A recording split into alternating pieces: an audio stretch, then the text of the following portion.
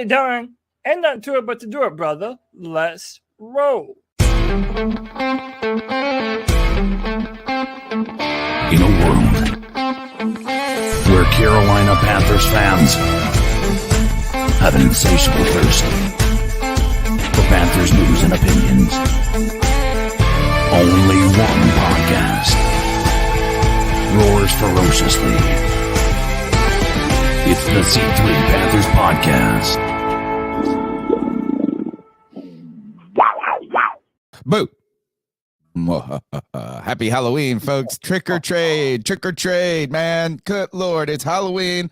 The trade deadline has passed and the Carolina Panthers were inactive in that moment. My name's Tony Dunn. This is C3 Panthers Podcast, brought to you by CarolinaCatChronicles.com, where every Tuesday night we chop up the latest Panthers news and opinions from the fan perspective. Tonight is a special night because it's Halloween and we get to raid our kids' candy stashes. Oh, yeah. My name's Tony Dunn, and I'm here with my wheelman as always. Cody Lack, what's good, brother? Oh, man, listen, it's another Halloween night, All Hallows Eve, and the scariest thing that could have possibly happened. And that is nothing at all. The Carolina Panthers and Scott Fitterer decided, no, you know what? We don't want to add to our draft capital for next season. And you know what? We don't want to go out and get another wide receiver for Bryce Young. We would like to do absolutely nothing. And tonight we're going to talk about, was that on purpose? Is it just because the NFL as a whole doesn't value the talent on the Carolina Panthers very highly? We're going to have more conversations around Ikem Ekwonu and the struggles at left tackle, Fitterer's job security. Tony Dunn, there's nowhere I'd rather be on a Tuesday night, All Hallows Eve, than chilling with my boys. Man, and we have the best damn Panther fans in all of YouTube. I'm talking Panther Pickle, my guy Drew, Anthony in the building, C3D's Ill Skills. What's up, brand ambassador? Chris Steele, Harvey London, Michael Wydrick, what's up? And by the way, Michael Wydrick, his grandmother went from stage 4 to stage 3 cancer. So let's take it to stage 2, folks. Yeah, let's keep on getting it down, Michael. Strats, Muscles, Marinara, Paisan, Patty Grime, Tim Estes, and Underground West. Tony Dunn, ain't nothing to it but to do it, brother. Let's roll. Trick or treat, smell my feet. Fitterer is on the hot seat, according to Mr. Strats. But before we get into the trades that are going around the league, and when you see some of these big names going for low prices, where the Carolina Panthers, did they need to be sellers? Was there any opportunity to buy? And some old names, some familiar names like Rasul Douglas on the move, who has been remarkably good. That's one guy. Going back to, we need to have that conversation, as the Panthers probably should have kept him. He has been playing well ever since he went to Green Bay. He played well when he was in Carolina. He would have been a nice compliment, I think, to this group of injured players because he has been available. But before we get into that, I'm going to ask CK the most important question for right now is, what's your favorite candy to raid out of your kids' candy sack? This is such an easy answer. And it's Reese's peanut butter cups, and it's because my son has a peanut allergy. So okay. And they're the greatest candy ever. Yeah. So I've, can't ever have a Reese's. Poor cup. Guy, poor soul. And so sad for me and the wife, that we have to find a way to eat all of these Reese's. Speaking of stealing our kids, I've got an Airhead ready for the show tonight. I got like a nice little Nerds, got those. But I got the Whoppers as well. So all things that I was called in high school. Let's go. What's your candy of choice on this All Hallows Eve, Cody? Oh, man. You know what? I'm one of those weirdos who I'll enjoy a Mr. Good bar sometimes, though. Oh, good old chocolate peanut butter. Dude, peanuts and chocolate. You know what? Yeah. CK, go ahead and treat yourself to all the Mr. Goodyear bars in there because they got peanuts in there. For me, I like all candy around the Halloween time. I really don't have a crazy sweet tooth, but Same. There is something Me neither. fun to the minute, like the fun size stuff where you can pop it and it's like sweet treat. I like to go. I love Skittles. Love some Skittles, right? Chocolate. On the chocolate side, I mean, you can't beat the Reese's. But You like also you like the sour Skittles? love them. Yeah, Love they're them. so good. Love They're them. The only Skittles I don't, I mean, I still like them, but I don't just go crazy for them are the berry ones. I like the original a lot. And this is a good old time tale favorite, Starburst, baby. Starburst is great candy. Great candy, man. If I'm gonna eat candy, I want chocolate. Yeah. Like I want something rich and decadent. Got You know? something. Sometimes sour simple guy, is dude. good. Crunch bar is like the one that's that nobody likes, but still always good. So look, Oh, candy you is ever fun. heard of Andes? Honestly, they're like an older people's chocolate. It's like your grandma and grandpa's chocolate, but they have these mint chocolate Andes bars. Yeah. They're great. Yeah, oh, dude, those are my favorite. Those are incredible. Put them in the fridge for a little bit. Let them get kind of cool. Pop that son bitch in your mouth. That's a My good time. son, my bastard son. He said good bar is the name I give my He's a you know what dumbass. he said today. I like Three Musketeers too, Michael Weidrich. So look, as a fan of tapping into the kid's candy bag, man, it's like the reward being a parent is taxing the taxes. But let's get into this show. The number's 252-228-5098. Today was the NFL trade deadline. And there was some fireworks going along around the league from Chase Young going to the 49ers, where the rich get richer. Steve Wilkes supposedly going from the greatest coach that we lost ever to a guy who might lose his job as defensive coordinator right now, or have his duties regulated or reduced. And let's see, some movement, not terribly. I don't know if there was any other. The Commanders are unloading. But you know, I think this is that the Carolina Panthers decided to stand pat, and let's go ahead and jump in. Don't forget the number's 252-228-5098. Smash the thumbs up button.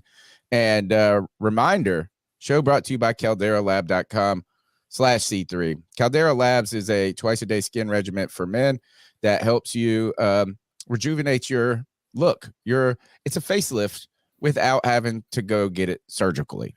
What you do is you use this stuff twice a day, cleanser, lotion. At night, you put the serum on. They got an eye cream too. And immediately I could tell a difference. Healthier skin, younger skin, tighter skin. And for a guy who's going to turn 42 next week, I got to start working.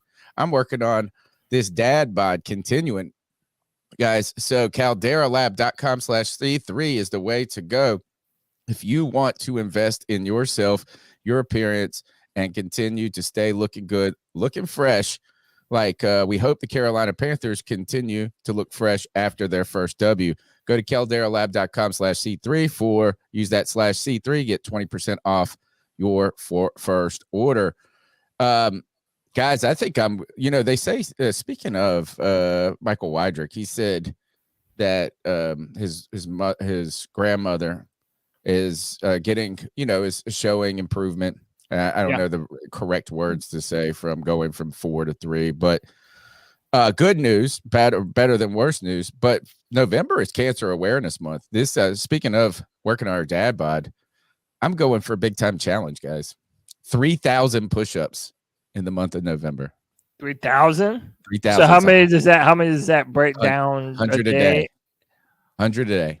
Oh, that's not bad. What? From a guy who's never done a push-up. That's not bad. Hey, do 50 in the morning. Hey, do 50 in the morning.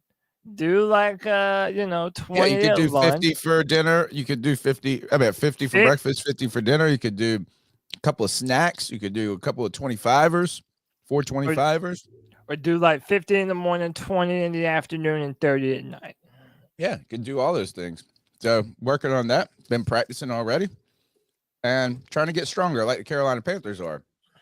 But the Carolina Panthers did not get stronger at the trade deadline through draft capital or through acquiring players.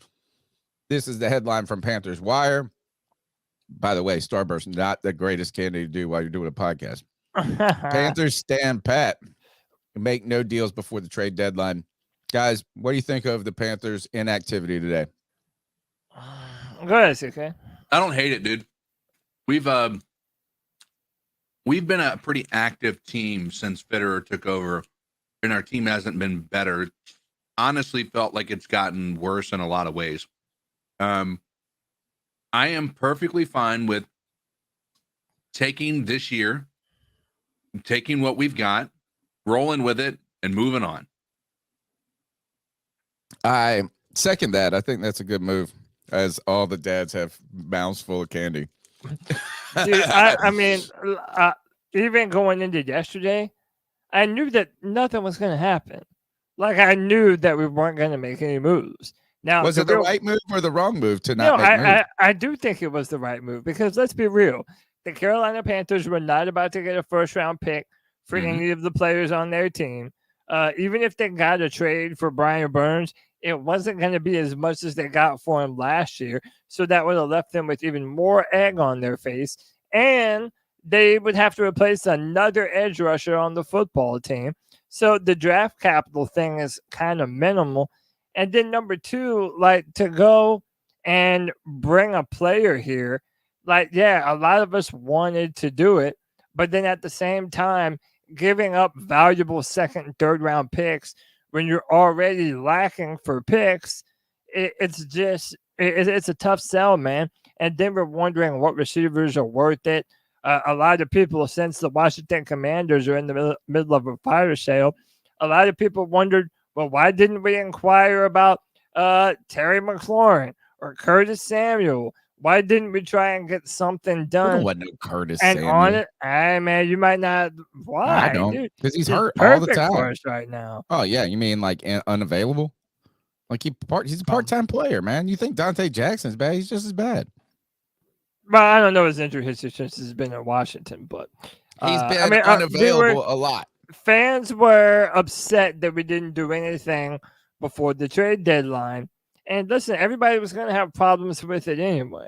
I mean, one, you were going to, like, the only name that I think people could have unanimously agreed upon the Panthers going out and trading for was maybe a Davante Adams. But I don't even think that was, I don't think that the Panthers were willing to give up enough to get him. And I don't think that the Raiders were going to give him up. So, no, I don't think there was many moves. Yeah. What a terrible. Did you see that pass that just, everybody who had him in PrizePicks last night, I think he had to get 62 yards or something. And he could have had it on that one play. Look, as Garoppolo had 3 completions at halftime. 3 completions. He was 3 for 8 at halftime. And he missed a wide open Davante Adams on a 60-yard pass that would have gone to the house.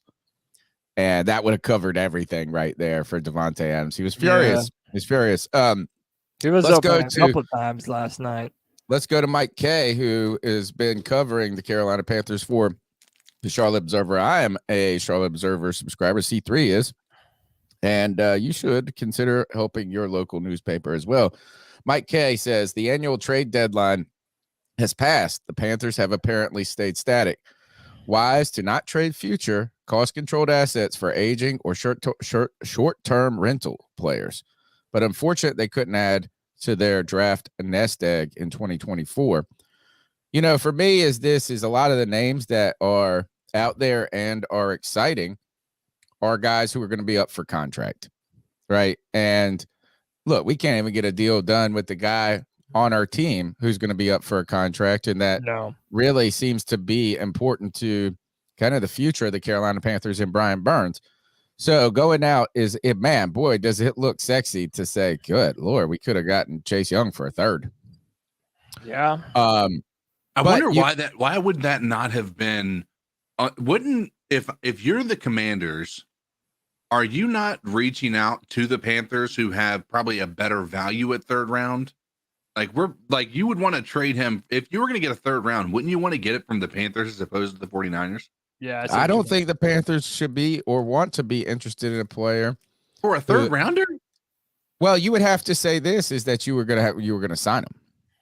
Like, because it would be a third rounder for 9 games if you don't sign him.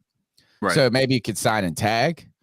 You could do something like that, and you sign Brian Burns, tag him. That's a lot of money on those guys. I think you have to be very confident that if you were going to go get a player who is up for a deal, that you are committed to making that guy a part of the team. And I mean, look at what the Bears did. They traded for Montez Sweat. And the question is, look, if these guys are out of the running, what are they going to do if they let them walk? Like, why'd you do it? Right. Yeah.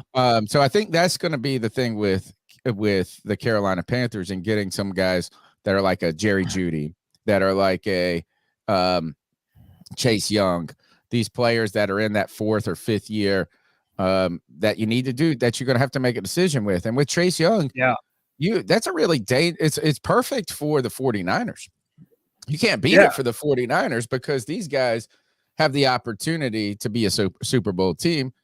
They also, so they could use him as a rental. If they lose him, they're forecasted to get a compensatory pick that's in the range of what they gave up for him. But the Carolina Panthers, if we were going to give up a third and you don't commit the money to him, you just lose a third. Yeah. And you just made some movement to make some movement. Now, this is where I think there was one move out there that could have made sense for the Carolina Panthers. And I do think this is Michael Rimmer. And he says, Panthers, me. And for you guys just listening on the audio podcast, it's like in a band room. And this person is up against the wall, and this other person's got a tuba, and it's up to their face. And it says, trade for Davante Adams. The girl with her head in the tuba is Panthers. And the person blasting that tuba says, me. I think Davante Adams, regardless of the cost, would have been good for the Carolina Panthers. And this is why. One, you need a receiver. You got to get some weapons for Bryce Young. We've seen it, right? We've seen that look, DJ Chark is not it. Terrace Marshall Jr., forget it. Adam Thielen looks like the best player we've had in a freaking decade, not a decade, but a long time. And I don't think it's only because of Adam Thielen. I think a part of it is because there's nobody else too on this team. It's a lot more than just part of it. It is 98% of the reason. He has played well, though. He has played well, so I don't want to take it away. He hasn't dropped a single pass. Then 2 of those things can be true. Adam Thielen is playing out of his mind, and he's also being force-fed out of a lack of other options around him. Mm-hmm. You know, both of those things are true. 100%. And I mean, also, Tony, it would have been full circle. There's that now famous clip of Davante Adams saying he thought sure he was coming to Carolina, and instead the Panthers decided to draft Kelvin Benjamin. God, what a mistake. All right, so here's why I think this could have made sense for the Carolina Panthers. Regardless, even if you gave up your second round pick, right? First of all, is the second round pick in your mind too much for Davante Adams? Yeah. I mean, considering it's the first pick in the second round. How old is Davante Adams? He's older. I think he's like 31. Isn't that when we drafted Kelvin? Is that what we said? Yeah. So that would have been 2015. Let me look up his age. It would have been 2014. Yeah. 14. Yeah. So he's got to be at least 32, 33. He's 30. I mean, listen, he's gonna be 31 in December. Here, listen. This is why I think it's a good move. Second, really, a second and a third, a second and a fifth, something like that. Maybe not in the same year or something like that. One of the things is that going and trying to address your lack of offensive weapons in next year's draft. The idea that you're going to get a guy who's going to come in and right away be a polished contributor player is too far of a reach. It's too rose-colored glasses. So even if you used your 33rd or 33rd pick on a wide receiver, he's not a top 10 wide receiver. He's not going to be a guy all of a sudden unless you just hit it out of the park with some crazy diamond in the rough. Right. This year in the second round drafting a wide receiver. Right. And the other thing is that when you bring in Davante Adams, you bring in a cost-controlled asset. And Davante Adams, first, it would saddle, and this is probably why Las Vegas is hesitant in trading him away. It's because they're going to get stuck with a ton of dead money. Right? Because that guaranteed money, which he just signed a big contract in the past year or two with the Raiders, is that guaranteed money stays with them. But yeah, you would get a very high price receiver, right? You would get him in the heavy years of his contract. It would be expensive, but you would know exactly what that cost is. You would know, you would have a proven asset at a understood cost, and you're looking at him to give you 2 to 3 years of high end play, right? If you could get 2 years of high end play and a third, it would be a bonus. And then you could bring guys along in that process. You could acquire some draft assets. You can acquire some guys through the draft. But you would have a guy that isn't just a guy, just a pretty good guy, not a guy that you're banking on that could be good, that could play better in a better system, i.e. DJ Chark or something like that. You got a guy who is the best in the business. And the only reason that we don't think of him as the best in the business right now is because he's wasting away on a team that has no quarterback too. So I think this is what you could have done, is that by bringing in Davante Adams, it would have then allowed you through the draft and through free agency to target some very specific needs: offensive line, defense. But now, what are you going to do in free agency? You're going to try to get a wide receiver in free agency. You're going to try to get a defense in free agency. You're going to try to get whatever else you need in free agency. You want to take in the draft. You're going to, you have to hit on everything. This is a asset that has value already. So I think this would have been, I would have given a second and a fifth for Davante Adams. Yeah, it's just hard to reload when you don't have a first and second round pick, and you need offensive linemen, and you need linebackers, and you need corners. CK, go ahead and get your thought out. Then I got a job for you. Yeah. Listen, I think that would have been an amazing pairing. The question becomes, I'm pretty sure he has a no trade clause, right? And so he has to waive his no trade clause for a team that he would want to go to. And so do you look at the Panthers as a place that you would want to potentially spend your last years with? And I have a hard time thinking that would be the case for him. However, the other aspect of this is, if I am Adams, I'm looking at Bryce Young and his completion percentage. The fact that Adams isn't a burner anymore, right? He's not going down. He is a precision route runner. And he's able to catch pretty much anything thrown his way, except for last night. He had a major drop that was ridiculously bad. But it's the dude is really good, and so we gotta. I could see him wanting to come and play for Bryce, because I think Bryce offers a tremendous amount of upside for his potential. But I just don't know. I don't know with the rest of this team looking the way that it does, if he's going to be willing to do so. Yeah, it's not the most ideal destination for him, but it's better than Las Vegas. And if I hear you. I think maybe another tough sell, and I don't know if he had a no trade clause in his contract or not, but I think another thing is one of the rumors was that DeAndre Hopkins didn't want a rookie quarterback throwing him the football. Maybe Davante would have thought the same thing. I'm not sure. Time out. Davante Adams. Not Davante Adams. DeAndre Hopkins didn't want. Yeah, now has a rookie throwing him the ball. 3 touchdowns in a game. 3 touchdowns in a game right now is that, again, I think if you are DeAndre Hopkins, if you are a player like this, you want to be the guy that gets traded to the San Francisco 49ers. You want to be the guy that gets traded to the Philadelphia Eagles. But you could just be the guy who has to get stuck on a team that, while the Raiders have more wins than the Carolina Panthers, right? Do they have 2? What is the Raiders' record? Or they only got 1? I think they're 3-4. Really? Or 2-5? They're 3 or 4. They're 3-5. Wow, they got 3 wins. they have a head coach that may or may not have been involved with the murder of Chico. Oh, they may. How dare you? They have. Maybe so, we don't know. I know that's what Cam Newton thinks, or whatever, whoever it was. But no, that was who was that? That was Chandler Jones. He was the one making. Oh, that's right. It was Chandler Jones. That's what it was. Yeah. So look, it's not like he's not. Of course, he wants to go to a better team. I just think this is, man, you could have probably sold it.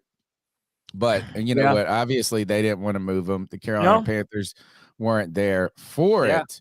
But time is coming and going. Trade deadline's out the window. All right, let's hit these super chats, these new members, and bring in our man. CK, we got a brand new member. Serenade this man. Ladies and gentlemen, boys and girls of all ages, we have a brand new member of the C3 Superfan Club. We have Josh Dyson. He said, I want to join this club of elite members, elite Panthers fans, people who come to watch C3 just continue to talk and have differing opinions, and that's okay. I want to say welcome to the C3 Superfan Club for $1.99 a month. Hey, and you know what? We also get to welcome in the homie, the stat daddy, the bat daddy, the best beard in all of Panthers podcasting. Bat daddy. I didn't flat iron it. It's been just totally free ball this day with the beard. Ooh. So did you really flat iron it the last No, time? I do. Yeah. Look, I take awesome. care of my beard. Like, does anybody brush their hair? Like, I feel like taking care of your hair is kind of a, So I have no hair on my head. So I take care of the hair on my chin. That's all there is to it.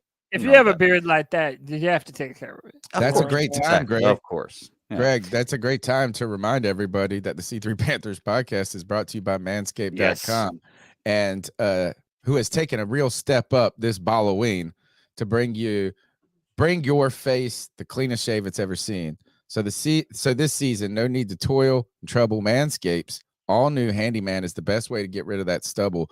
Featuring a compact design and next gen skin safe technology, the Handyman was designed to give you a smooth finish without the mess of a traditional shave. Get the sweetest treat this Halloween. That is Halloween tonight. By going to manscaped.com and using the promo code Panthers. Go do it. Go do it. We need them to sign up. I need to go contact them about November, December. But don't worry, guys. This company has got products for more than your balls, more than your face. They've got, well, your face, but also for you guys, you scraggly, you're more scruffy guys. They've got, they have the beard hedger. It's a high-tech piece of art in travel size package with a long-lasting battery, universal charger, strong motor, and can get your beard looking fresh and clean like Greg's. This is the company, the product that you want. If you want good stuff, go get it. Use the promo code Panthers at manscaped.com. That's 20% off with free shipping at manscaped.com using the promo code Panthers. For a look as sweet as candy, get yourself the Handyman from Manscaped. Look, I'm not going to lie. Since I've been like 16, I've been able to grow a really nice beard. It's like my superpower. But until I got the Manscaped stuff, it wasn't as easy as it is right now. Like, I haven't printed it for tonight, but if I want to make it look good, the Manscaped stuff works really well. Fantastic. Welcome to have. Glad to have you here, Greg. Happy Halloween. Thanks, What's your candy of choice to raid from your kids' candy sack? Gosh, well, it's gonna go way back, and I'm not gonna see any. But whatchamacallit? And then if I don't get that, it's got to be Butterfinger. Yeah.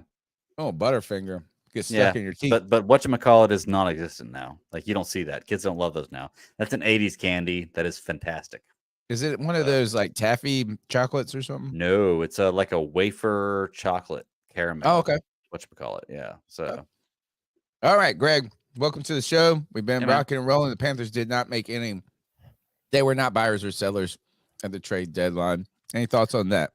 Yeah, look, I think that there's a lot of moves we need to make on the Carolina Panthers. And, I'm going to go ahead and say right now, I think the only player we have that's worth a first-round pick is Bryce Young.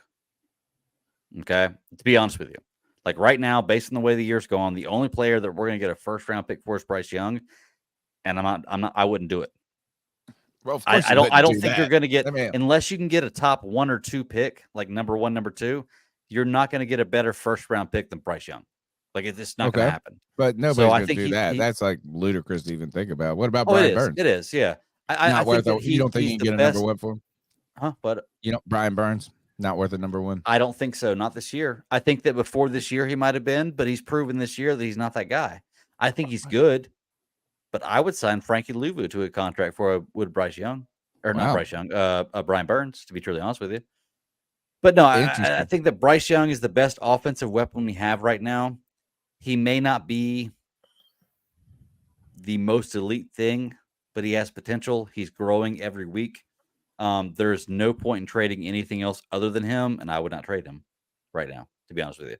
Okay, yeah, because that would be insane. It would be. Go back a slide. Go back a slide. What to the one more? Yeah, go back. You're going forward now. There we go. Let's go to this. Greg brings up this is while we were talking about earlier before he got here about Panther acquisitions potentially through the trade market. One of the things is that there were no movement away. We didn't get rid of any players. And this is a team that's not very good. Right. So it's not like it's like, oh my gosh, we can't risk losing this guy because he's integral to the long-term plan or something like that. Right now, the Panthers' plan is a non-plan. The Panthers' plan is Bryce Young and building the future around him. Yeah. Bryce Young or bust. Yeah. But the thing is that the Panthers gave up a lot of draft assets to get Bryce Young. Don't have a first-round pick next year. Missing some other picks in the future after that. And Ricky Raines, our friend, who's been on the show multiple times, Ricky Raines at Ricky Bobati. He said if the Panthers don't make a move as sellers by the deadline, it says more about how the league values our seemingly available players than it does our willingness to move them. Might not just be much of a market. And outside of Brian Burns, Frankie Louvu, who the hell does anybody want on this team? And I had to be a jerk, Cody. I said, what? No second rounder for Chuba Hubbard? How dare 28 yards, bro. You kidding me? Oh, man, you don't want 28 yards a game? I mean, how about this? Chuba Hubbard straight up for Davante on his name. Who wants to turn that at 28 yards a game? Seriously. Hey, put some respect on his name. He's the only running back on our roster worth the damn, baby. That's true.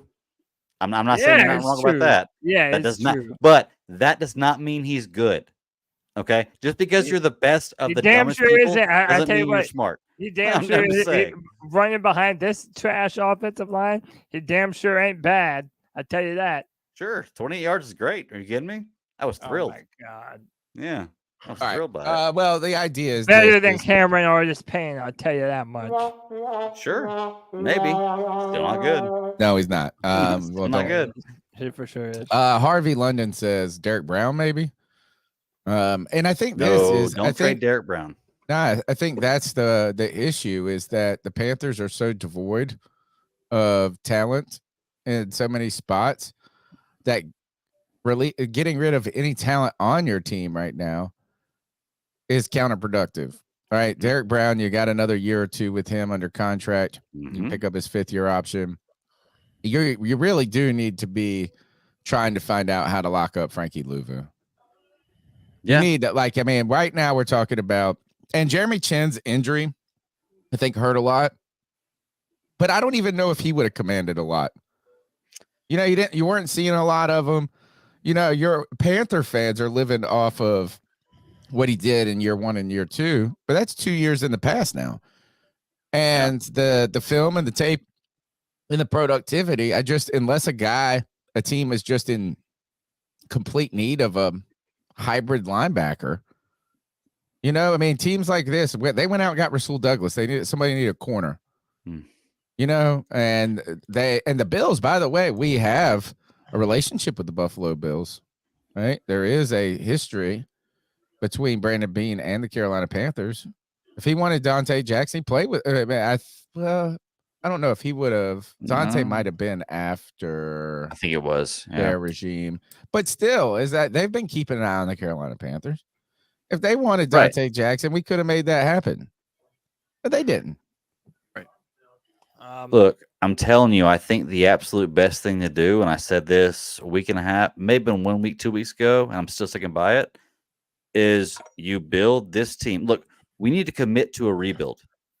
We've been half-ass committing to rebuilds for the last few years, and it's why we're still in this purgatory that we're in. Because, like, we can't. We need to just have a few bad years and deal with that.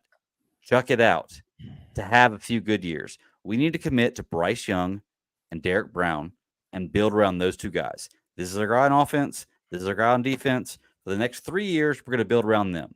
If that's the plan, that's what we want to do, I'm totally fine with that. Because you have two solid guys at their position that you can build around. But you have to stick to that plan. We haven't done that. Like, David Tepper has been trying to half-ass it and been trying to build a back door into everything he's doing, and the back door doesn't work. If you're going to rebuild, you've got to go 100% rebuild, not half-ass. It's hard to do that with no draft picks. Yeah. Look, man, I'm telling you, we can do this. We've just got to commit to it and do it. Yeah. Okay. You know? I don't know if it's that. I mean, that sounds wise.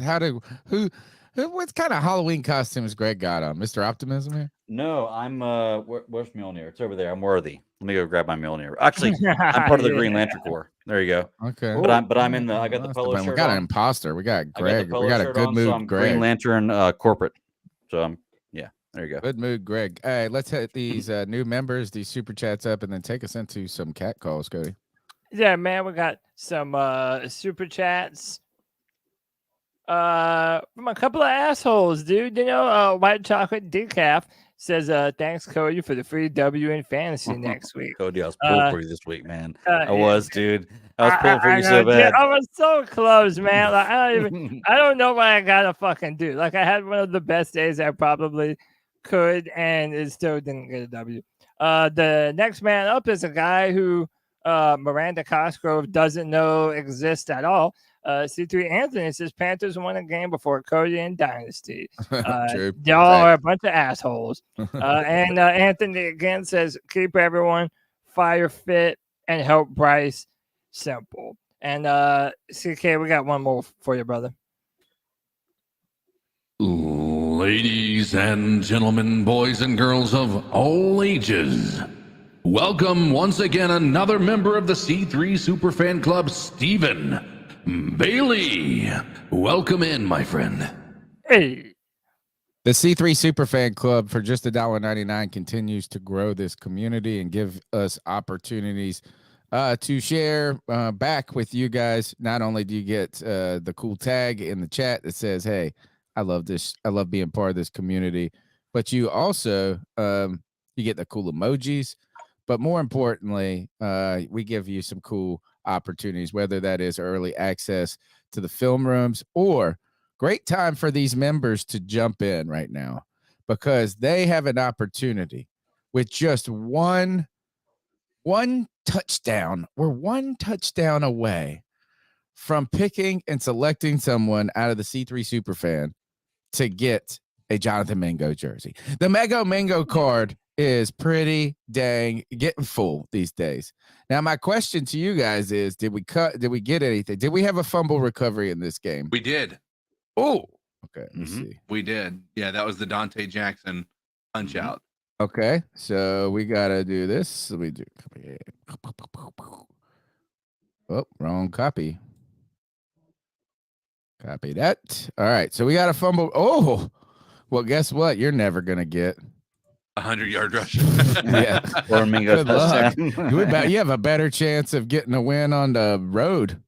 Well, you know what? Do you have a better chance of Horn getting an interception? Do you have a better chance of JC Horn getting an interception this season or a 100-yard rusher for the Carolina Panthers? Let's go, Tuba. Let's go. Yeah, I mean, look, 100-yard rusher is one play. You know, you get one play for 60 yards and you got 100 yards that game. But guess what? We haven't done. You're right. That. You're right. We've also how about this? How are we? Look, the jersey has got better odds of Mingo getting a touchdown or a 100-yard rusher. Mingo touchdown. I think it's almost fitting for a Mingo jersey to be given away. The final point is a Mingo first. Yeah, I mean that touchdown. Is you can't draw it up better than that, can you? Greg? How funny would it be if we got 5 different 5 in a rows in the same game? Let's say we got a 100-yard rusher, a win versus the Saints, and a Jonathan Mingo touchdown.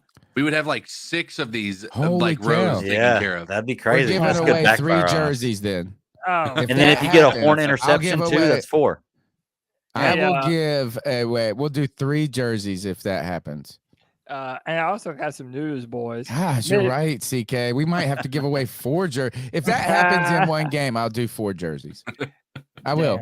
If that happens, if Mingo gets a touchdown in the Saints game and we have a 100-yard rusher, we're talking. And Horn gets an interception. Well, yeah, but that wouldn't make a full row. That would if you get a 100-yard rusher. No, it wouldn't. If you get a 100-yard rusher, it sure would. Shit. Yeah. That's what I'm saying. All right. Well then, all right. I will commit to 5 Jonathan Mingo jerseys if that happens. But it has to happen all in that game. Oh boy. So when do we play New Orleans? Yeah, when do we play? That's the question. Because it's got to happen in that game. So y'all figure out when we play New Orleans. I'm going to thank my man, Mr. Strats, for the 10 gifted memberships, man. Nice. Big time. We appreciate you, brother, man. The 10 brand new memberships in the chat. That's big time, Strats. We appreciate you, brother. One of the greatest gifts you can get. He just gave 10 people a chance, the opportunity to win a Jonathan Mingo jersey. Yeah. That's crazy. That is insane. Way to go, Mr. Strats. When is that Saints game? Does anybody know? Chat, when's the Saints game? All right, let's go back. Let's get through the show. We got a lot of stuff to cover. We got PrizePicks coming up. Don't forget, Tony, big winner in PrizePicks. Could have been bigger if Minshew had a little bit more magic. And some other things. Yeah, this is crazy. This is, first of all, if we get shit, we got haters for our podcast now. People hate us. I'm like, wow, man, what the fuck I ever do to you? Bro, especially me, bro. If you check me out on Twitter. Yeah, apparently I'm a hater. Yeah, I guess. I think we're all just haters, you know. We're getting hated on though now. But how about this? Is if we would have done this, they would have been like, not a fan. Fake fan. But this is awesome. Mike K posted this. I guess he was out trick-or-treating with his kid. And somebody put all these headstones out and across, and they created a graveyard in their front yard. But across one of the front row of the headstones is spelled out Panthers. And then one of the images, it's hard to see. Can we go full screen on this? Solo, maybe? Let's see. Is it a really short tombstone? Hang on. No. Here, let me see if I can read. There is one in it that says, let me see if I can blow it up in my. The ones that we have preset. I send this in the DM. Where did I send this to? I just put it in the dang. Whoa, I'm behind everybody. One of them says something to the effect of Carolina born and bred, died a Carolina team or something like that. And what was awesome about it also is, guess who chimed in on this tweet was David Newton. He said, are any of our names up there? And Mike K said, one of them says hack. Oh, he said, read into that what you want. I know. I was like, geez. Damn. Bucks on 12-3, Saints on 12-10, Falcons on 12-17. Man, thank you, Stephen Bailey. Look, as Panthers making a run, of course, we're going to be like, oh, we're making a division run at the late end. Now it starts with Indianapolis, but it really started this past Sunday. Our road to win in the NFC South started with our first W. And the Carolina Panthers were able to eke out a literal last second win over the Houston Texans. Home game Big game for the morale of the team, morale of the fans. You could see it in them in the post-game speech. Boy, I ain't ever seen Frank Reich. Most relieved Frank Reich. That's what he was. He was so happy to get that win. He couldn't, man. He didn't even know what to say. Yeah. He was just like, thank Jesus, this finally happened. I think you almost saw the Panthers, maybe some of the pressure wash away. Maybe they can play a little free now that they finally got a taste of it, where they don't think it's impossible to do so. But this win was a big win, not only for the Carolina Panthers and getting out of that rut of being 0-6, but now you got this win against a name of a quarterback in CJ Stroud, who has had such a, hot start to his rookie season, where we honestly, everybody, not only on this podcast, but I think throughout all the media, believed that Bryce Young would have the easier transition, the more success early in the NFL. But Bryce Young was able to lead the Carolina Panthers on the final drive and to get us into field goal range, where they then tried to freak out Eddie Pinheiro by doing anything and everything in their power to get in his head. But the Carolina Panthers kick a last-second field goal, get their first win. And really, Bryce Young was a great part of this, was a very important part of this win. We debated a little bit on the post-game show if he was the reason. But I tell you what, was we could find a couple of other people that weren't the reason for this win, i.e. Icky Ekwonu. But Bryce Young played. Bryce Young did not turn the ball over, made some big-time plays, was under duress, was getting thrown and racked up and beat up, showed some toughness. And I think we started to see many of the traits many of the things that we were hoping to see with Bryce Young, kind of before this point. And that is, hey, man, when things are breaking down and he can survive that moment. And who was it he made that big pass in the corner to, that Dan Orlovsky, where he was almost getting wrecked and then he throws it. Oh, that's the Adam Thielen one. Adam Thielen to the pylon. Adam Thielen. He didn't throw anybody else. Yeah. I was like this. I was like, didn't throw anybody else. Come on. What a great play. That's the Bryce Young that we wanted. You look at these stats, Cody. Yeah, read this off and tell us why. Yeah, tell us what Bryce Young was. He had a good game. I mean, we've said before that he continues to improve game after game. And even though he was sacked 6 times, the numbers are pretty impressive. 8 out of this is Bryce Young versus the Texans blitz. 8 out of 10, 142 yards, 0 interceptions, and a 118.8 passer rating. He had a great game. And it was one of those situations where when we needed him to perform the most, especially in a clutch situation at the end of the game, being able to lead a drive downfield, he did a tremendous job, man. That's why we drafted him. We drafted him for that precision. We drafted him for the pressure in that moment. I tell you this is and I don't like to go back because we can't go backwards. We can't pick different players. We can't do any of that. Mm-hmm. So I'm a Bryce Young fan, right? And I'm a Bryce Young fan until I'm not. And the one thing that sold me on Bryce Young is after the pick was made and I was like, okay, this is going to be the guy.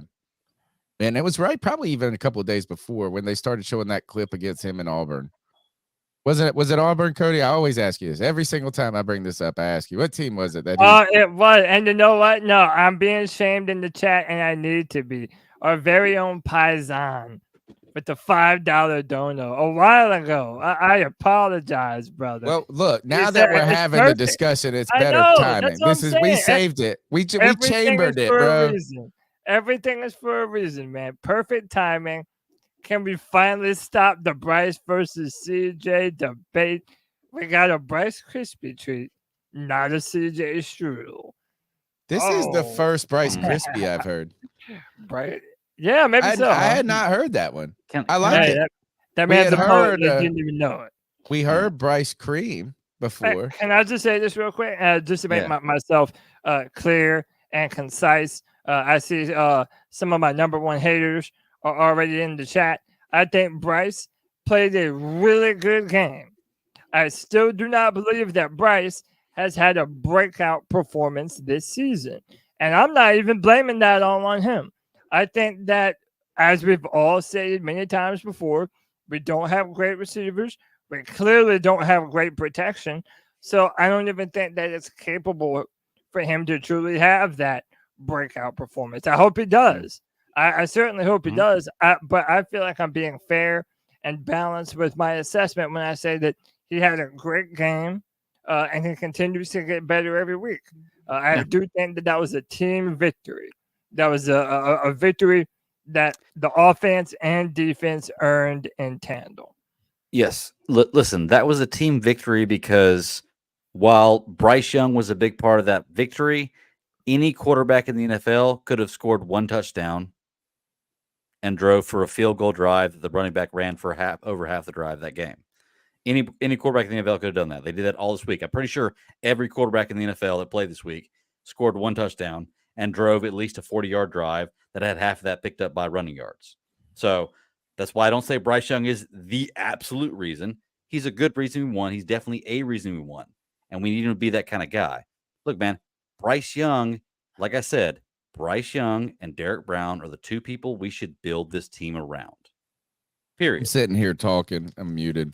I think Bryce Young is progressing. We build around Bryce Young. It's the best option we have right now. It's not a bad option. Like it's not a bad pick. Oh, Nigel X says everyone but CJ. CJ Stroud didn't throw a touchdown. He did run one. He ran for one, and they score the same thing when you run for one as when you throw one. So, and by the way, you know what's funny? You know how he scored the touchdown? On a quarterback sneak. Which is what Bryce Young can't Which run. is what they can't. So listen, everybody can find it on AMU, but I am not shitting on Bryce. I'm just saying that's fucking right. I don't want to get too far and delve into that debate too much. I think everybody could be. I think both can be true. I think we can win because of Bryce, and this was a team win. Correct. But going back to what I was saying with that Auburn game, this is why this is the Bryce that we drafted. You know, I mean, and that is it's not for him to single-handedly win games. In fact, look, is that no quarterback in the league is going to be able to win on a team that without a team around him. Correct. Right. I mean, like you can only go so far with hero ball. Right. We saw the Carolina Panthers rely on one horse, one trick pony for offense with Cam Newton for too long. And it was really a disservice to him. We had a good defense and we just made some errors that we could get away with it, that we could get away with a mediocre offensive line, that Cam Newton could save us all the time. So look, Bryce Young no one believes this, is that Bryce Young can be successful without a team around him. Right. I mean, I don't think that would be a fair ask to him. Right. I do think this is that Bryce continuing to get better is a good sign. But I think this is the Bryce that we drafted.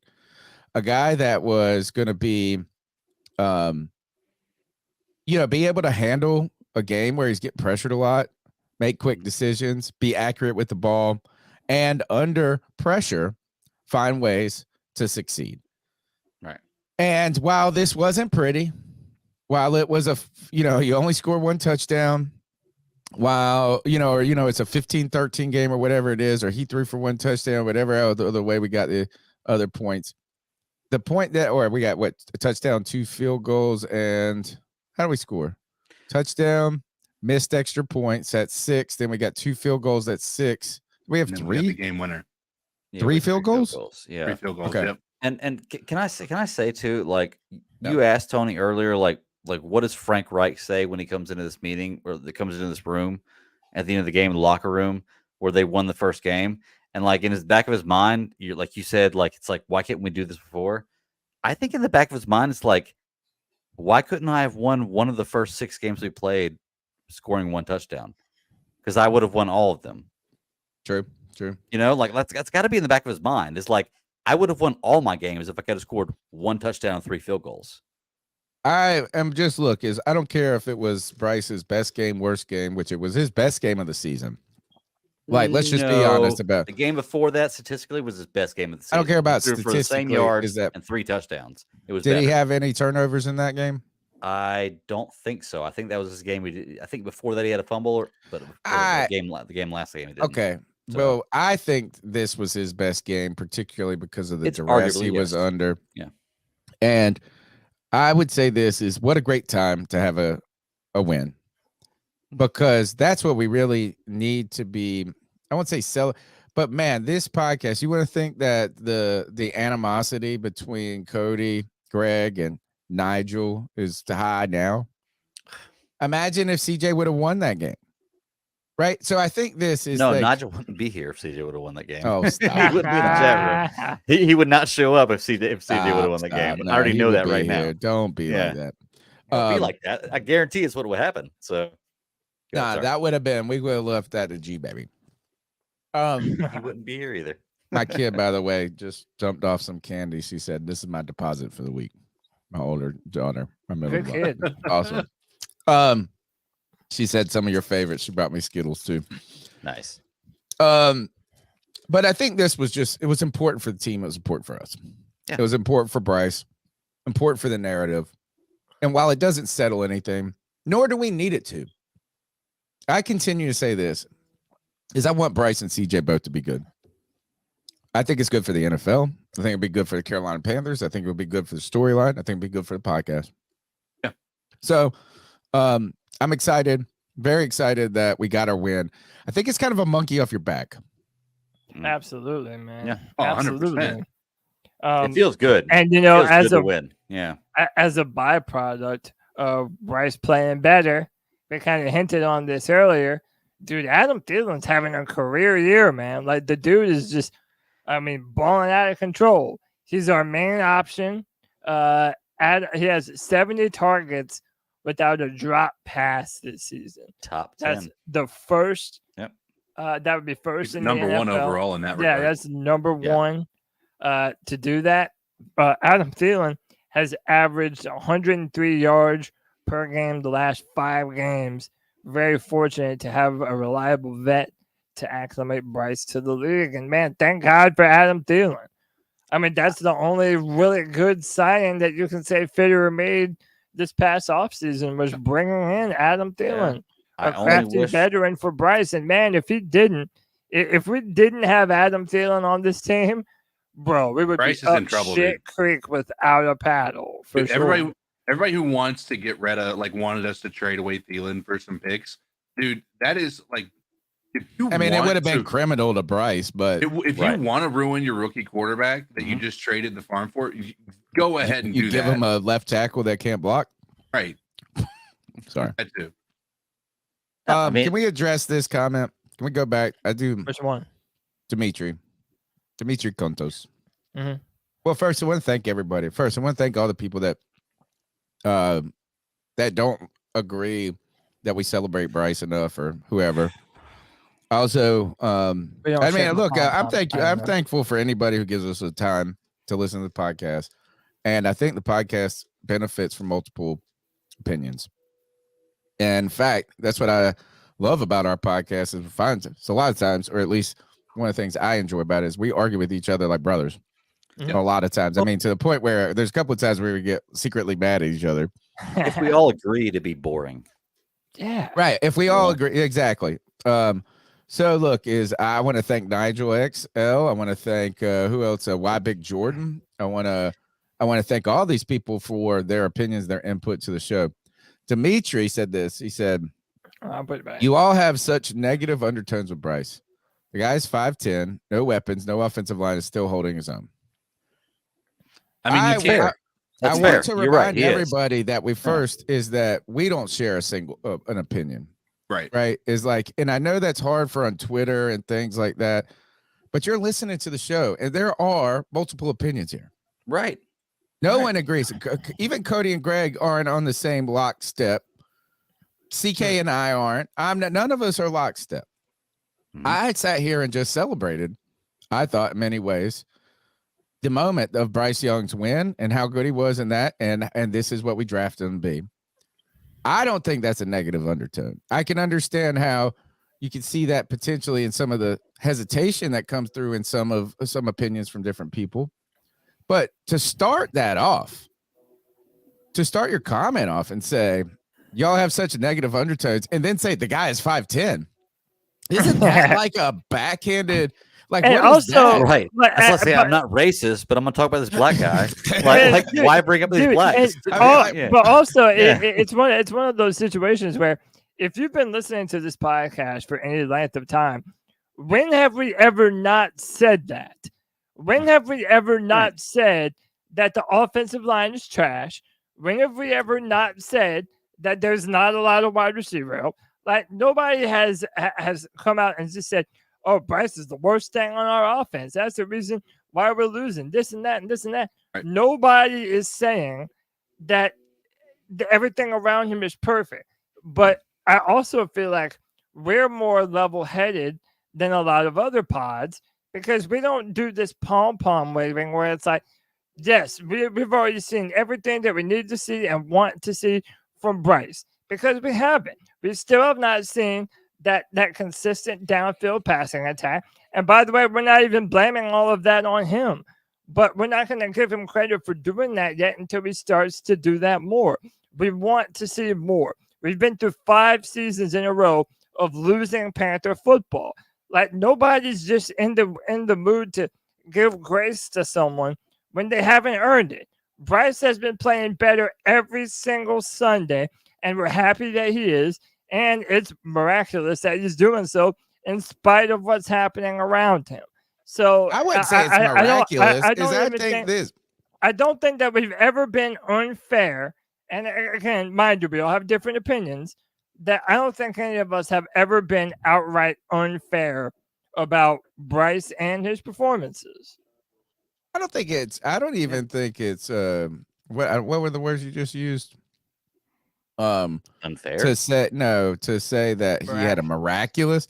Fuck that. He hasn't been miraculous. No, I'm saying the fact that no, you misunderstand me. Okay. No, you misunderstand me. The fact that he has had even a modicum of success with this team, given the offensive line around him, given the wide receivers in front of him, that the fact that he has been playing better, it is something to hang their hat on. It's something but miraculous. All right, we can continue. Miraculous is a little far. Miraculous is far to me. Look, I don't want to hear someone said this. I like this. Who cares if he's 5'10"? You're not graded on curve in the NFL. Demetri said, maybe it's because I'm 5'10". I think it's crazy to do that. Yeah, I'm crazy. I'm 5'10" too. I think it would be crazy for me to be fucking an NFL player too. But I also am not a college athlete and Heisman winner and shit like that. But I don't want to hear this. No, it's like, yes, I think this. Do I think that the Panthers are good as a team? Fuck no. Do I think that he's got some explosive weapons and he's the problem? No. Do I think he's gotten better from week to week to week? Yes. But I don't want to hear this mess of just excuse making. And not that we're making excuses, but it's just like, he would be the greatest quarterback ever if it was just the greatest situation ever. It is the situation it is.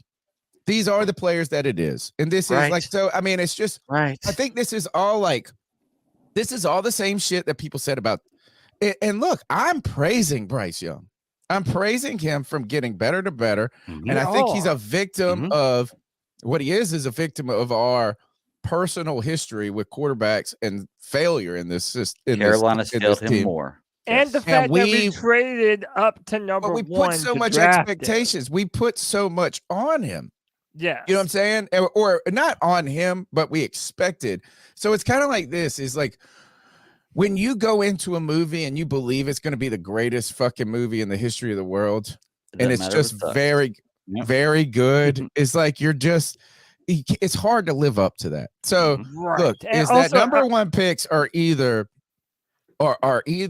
sensations or busts. And I'm not saying he's a bust, but that's how it is in your mind.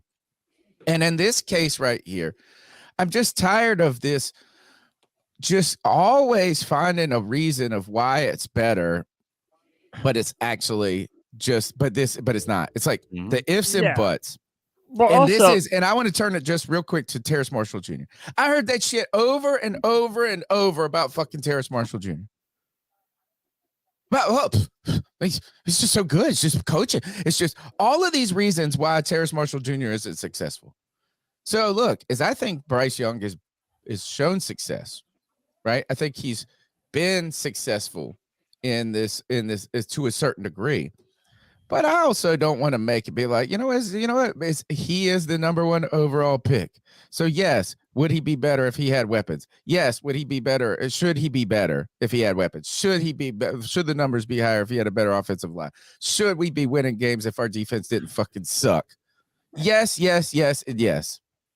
And by the way, also, he's still the number 1 pick. He's still the number 1 pick. And can we also speak?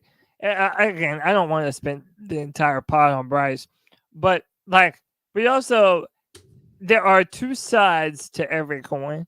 And just like somebody might think that we're unnecessary haters, which isn't true, there is also a swath of Panther fans that's like, oh, well, Bryce can do no wrong. Sucky. He has proven. So, by the way, in that one game, he's proven to be better than CJ. Right. Proven to be for better 95 more yards. Right. Yep. Proven to be better than that. It's proven. And by the way, if I don't echo those same sentiments, I'm a bad Panther fan. Like, no, get the hell out of here, bro. Like, we're going to call it even. I tell you what, when Bryce comes out and throws for 4 touchdowns and 300 yards, I promise you I'll do a backflip for y'all, okay? I will say everything that you want me to say. Don't tell me what I can't do, damn it. Don't be ableist, damn it. I'll do it if I want to. I'll do I'll do 1,000 push-ups. I'll do a backflip 3,000 for Bryce Young, but not until then, dude. I'm at the point in my Panther fandom. I'm giving no one on this team, and I do mean no one, credit until they earn it first. Oh my God! So you're where I'm at 6 months ago. Okay, yes, I want to address this question. I want to address this. It says Nigel X, who's been a great commenter too. He says, so y'all's excuse for his situation is because he's number 1 overall pick. No, what I'm saying is this is no excuses. No. What I'm just saying is this is the reason that the reason that the expectations for Bryce Young are inflated to an unfair level, if you want to believe, like if you want to call them an unfair level of expectation, is because of the pick. You know what I'm saying? The pick and the trade up. Is that what should we not have high expectations? Should we not believe? You know what I'm saying? Is should you not expect him when you trade multiple picks to move up to the number 1 spot for him to be a special quarterback? And I don't think that's an unfair expectation. It might be unfair, actually. It might be unrealistic. Maybe it's unrealistic, but it's not unfair. And that's the whole thing is in this. Now it's a great time to bring up this super chat because of what we're trying to get into is why this sentiment exists. And Dimitri said there's no Bryce sexuals in here. No, I'm still Cam sexual, baby. There's definitely no Cam sexuals. Right. Still in love. You can't. This is just I got to type. Yeah. Mr. Strat says we break that streak if other teams lead, we lose. Thanks to Strats. And then BG with the 499 says, in all fairness, the media hyped him up too much, and so did our staff, saying he was 2 years ahead of the other rookie quarterbacks with S2, etc. Not his fault. And to be, you know what, I did say something similar to this. Yeah. I said that Bryce's big brain is Cam Newton's size and physicality, right? Maybe. The Panthers were going to lean on that. He's the complete opposite of Cam Newton. They were going, but my point is the Panthers, but Cam and Bryce decided to lean on their special traits so hard that it actually ended up hindering them at times.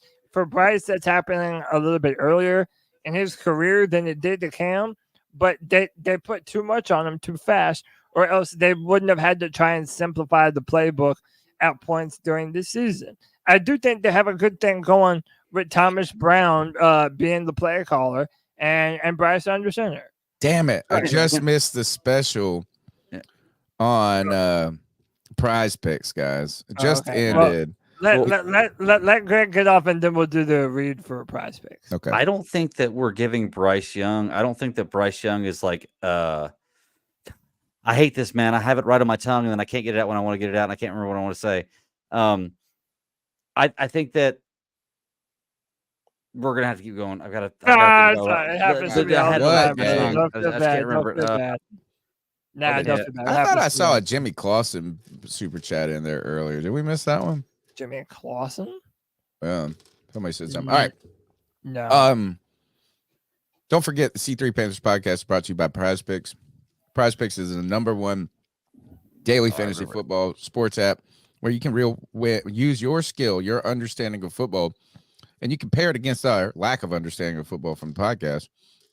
And you can then go and win some real cash with PrizePicks. The way it works is you select multiple entries of projected. It could be a projection from an NFL player to a basketball player to a soccer player. They even have them esports up here.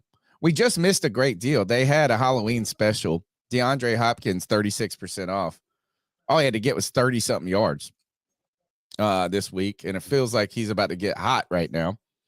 But what you do is you pick multiple players from multiple teams or sports. The more players you pick, and then you get their projections right. You either pick more or less in your entry, the more opportunity you have to win. You can win up to 5-10 times your money, depending on the number of picks and how many that you are able to hit successfully. I want to tell you this. It's Tony. This is go full screen right here. Tony Dunn had a good week last week. And by the way, this was on, we did this on the show. Big winner last night. Turned $20 into $100 by selecting Jared Goff's more than 252.5 passing yards. Deontay Johnson, more than 55.5 receiving yards. And A.J. Brown's 88.5 more. Took $20 and turned it into $100. Use the promo code C3.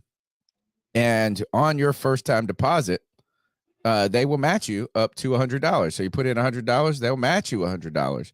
Put in $99, they'll match you $99. And you got to use that promo code C3. I also hit a flex play, so you don't even have to do power play. You can play it a little safer. This is, to be honest, this is how you really probably win in long term when it comes to PrizePicks. It's because how many times do you just get all of them except for one, right? Well, a flex play allows you to, in a 3-pick, get 2 out of 3. Right here is this. I did a $15 flex play last week. I did a Nikola Jokic. Did Jokic and Njoku. Man, Jokic and Njoku Andrews. Yeah. Wow, that's crazy. Mark Andrews was the bust in this one, went more than 55.5 yards passing. Should have thought about this, is that they were going to get up ahead of Arizona and then not have to throw the ball a lot. Didn't think about that one too clearly. Was just thinking about how great they were playing overall. But hit 2 picks. Now, if this was a power play, that $15 goes away entirely. But because it was a flex pick, I won 1.25 times my money. And what's great is I just won $18.75. I didn't even I wagered $15, but it just came in. So it came out on top. Yeah. And here, this one sucked. I could have had, I was going for it, bro. I was on the road to take in this 4-pick entry right here. 4 out of 4 gets 10 times your money. I was close, man. Freaking Lamar, boy, boom. That would have been $100. And this, I got my boy Minshew on the flex play. He let me down by 15 yards. But that's PrizePicks. In fact, we'll make a quick pick with PrizePicks, guys. Let's go ahead and do this. Let's see if any Panthers are up here. See, DeAndre Hopkins is back up to 50. Oof, that's not how you spell Panthers. Bryce Young versus Indianapolis, 219.5. Their defense has been pretty more than. I like it. And how about this, Adam? Well, we got to figure out. We might be able to get this Adam Thielen here, but we got to pick somebody from a different team first, because you have to have multiple players from multiple teams. It's rushing yards. Derrick Henry, that's a lot, versus Pittsburgh. Pacheco at 60 is not bad. Yeah, you just never know what you get with them. You know, like they could throw it 100 times. Oh, holy cow. What a shootout. Miami versus. That's in Germany. They're both got jet lag. Hey, dog, you better find Adam Thielen. It was 79 yards. It's a lot. Oh, dude, you better do Adam Thielen. When is that? Dude, go look at Adam Thielen's numbers. Touchdown. Kelsey touchdown. Yes. No, Tony. Yes. Taylor going to be there or not? Tony, listen to me. Game. No, listen to me. Germany. Listen to me. The Colts, they're like letting everyone put up more than 20 points. I'm telling you. We're going for a forfer, dude. I'm going Kelsey touchdown, Tyreek touchdown, Bryce Young more than 219, and Adam Thielen. Gosh, that's a lot of yards.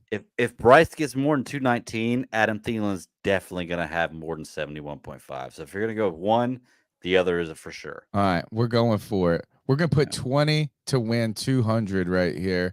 Promo code C3. That's how you get your deposit match. Cody, can we take some calls? Well, real quick before we take calls. Real quick. I remember my point. We talk about Bryce Young and like the difference in play calling in this, like from Thomas Brown to Frank Reich. But I got to go back and look at it, and I think that Bryce Young still like kills and changes the play at the line, like 35 to 40% of the time, with Frank Reich or Thomas Brown. So if he's calling the plays and he's changing the play at the line, and he's either not successful or throws a 5-yard pass, why are we not giving him like discredit for that? You know, like we can't really know. We can't know. I would say the think he's changing the call. He could just be calling out added protections. He could be. You're right. He could be. I would say the two big plays we had this week were him throwing to guys that didn't have a ton of separation and giving the receiver a chance to catch the ball, which is what he needs to do. Oh, now I found the Jimmy Clausen thing. Can we take some calls, please? We can. What all did I miss? Sorry. PrizePicks. Okay, yeah, cool. that's about it. I won $100 last week. Heck yeah, dude. The number is 252-228-5098. Let your opinion be heard in the cat calls line. Leave us a message. So what are your thoughts on catcalling? Yeah, it's pretty. You shouldn't do that to somebody. And how did that make you feel? Very uncomfortable. So how do you think catcalling makes the person feel? It feels good, like. Who's that cat sitting in the back corner with his face buried in his nose? Who's that kid that can use one?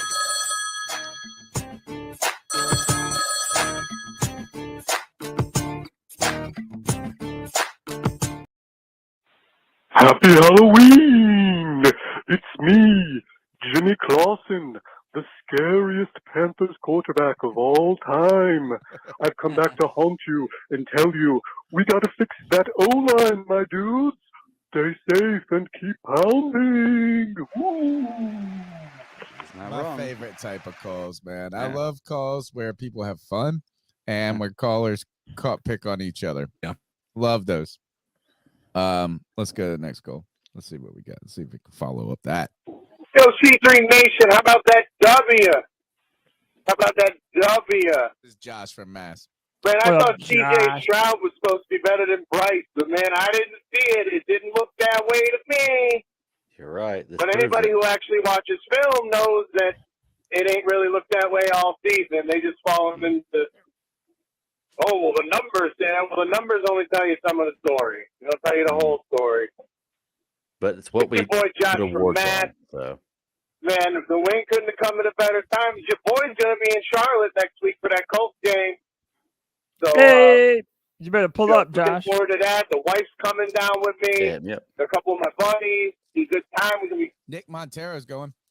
We on you, Yep.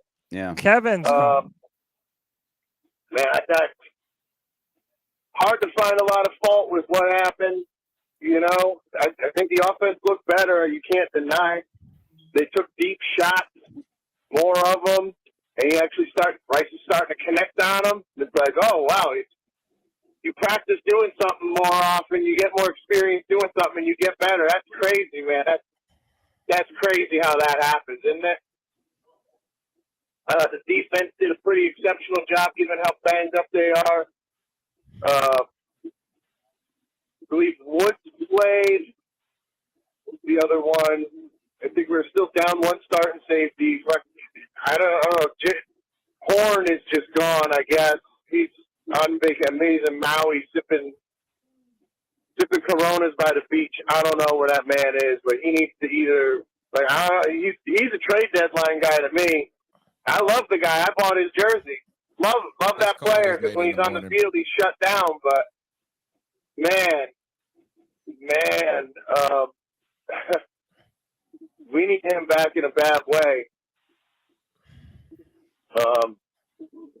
And I know, we're not in a position to be buyers at the trade deadline, which is today at 4 o'clock. So by the time this goes up, they'll have either done everything, done nothing, or done something that makes us scratch our freaking head. But I'd like to see us add D-line talent. Like, our pass rush gets right there every damn time. Right there every damn time. And I know there's people like, well, any pressure, any disruption's enough. Nah, man. But we last in the league in sacks, if I recall. So that's where I'm going. It's D-line, and if we can get a decent receiver for not a ton of turnaround, then I think that'd be good. But I'm out of time. It's your boy Josh from Mass. I'll see some of y'all fools at the game next week. Keep pounding. Y'all heard me. Keep pounding. Couple of things here. I want to shout out. They were talking about, some people were talking about Twan in the chat. Greg's going to be Twan and Greg. Twan does these profile pieces on people in Panther Nation. They're always fun. I've been on it. Cody's been on it. Greg's going on it Thursday night. Somebody said, I wonder how Twan feels after that W. I want to say this, is that if you think anybody's a hater on this podcast or Twan, I don't know about Twan. I have to probably follow his opinions on Bryce a little bit closer. But that Black Cat Panthers podcast, bro they go motherfuckers they don't play, dude. So that and Mike Will MD.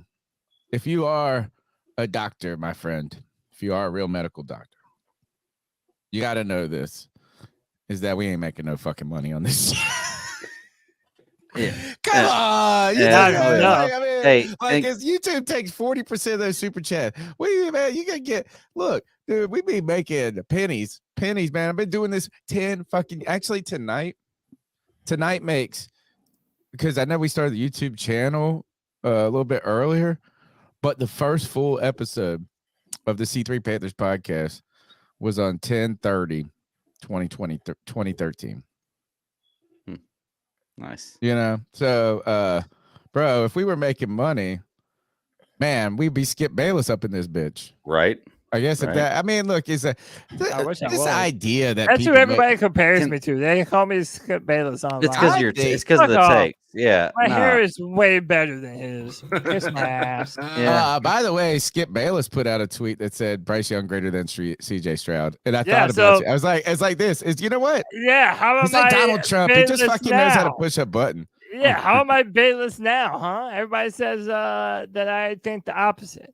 So yeah, well, I'm just saying, man, it's like, good Lord, if you knew how many views it took to make $1 on the internet, it's a lot. It's a whole lot. That's true. It is insane, dude. You could get, man, you'll have 3,000 views on a damn video, and it'll get like 87 cents. Right. All right. Josh from Mass wants some more. Yo, real quick, it's your boy Josh from Mass again. Yo, Tony, what's the hate? That you ain't been playing my calls?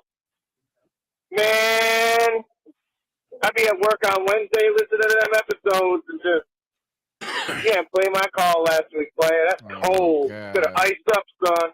Iced up. Can I just say one thing to his previous call? Oh, I'm that's sorry. So cold. Stop playing with you. I got to bust your stones about it, though. Yeah, that's it. There's no real substance to this. This call is about as good as the Patriots are this year. You hear what I'm saying? All right, Josh from Mass, over and out.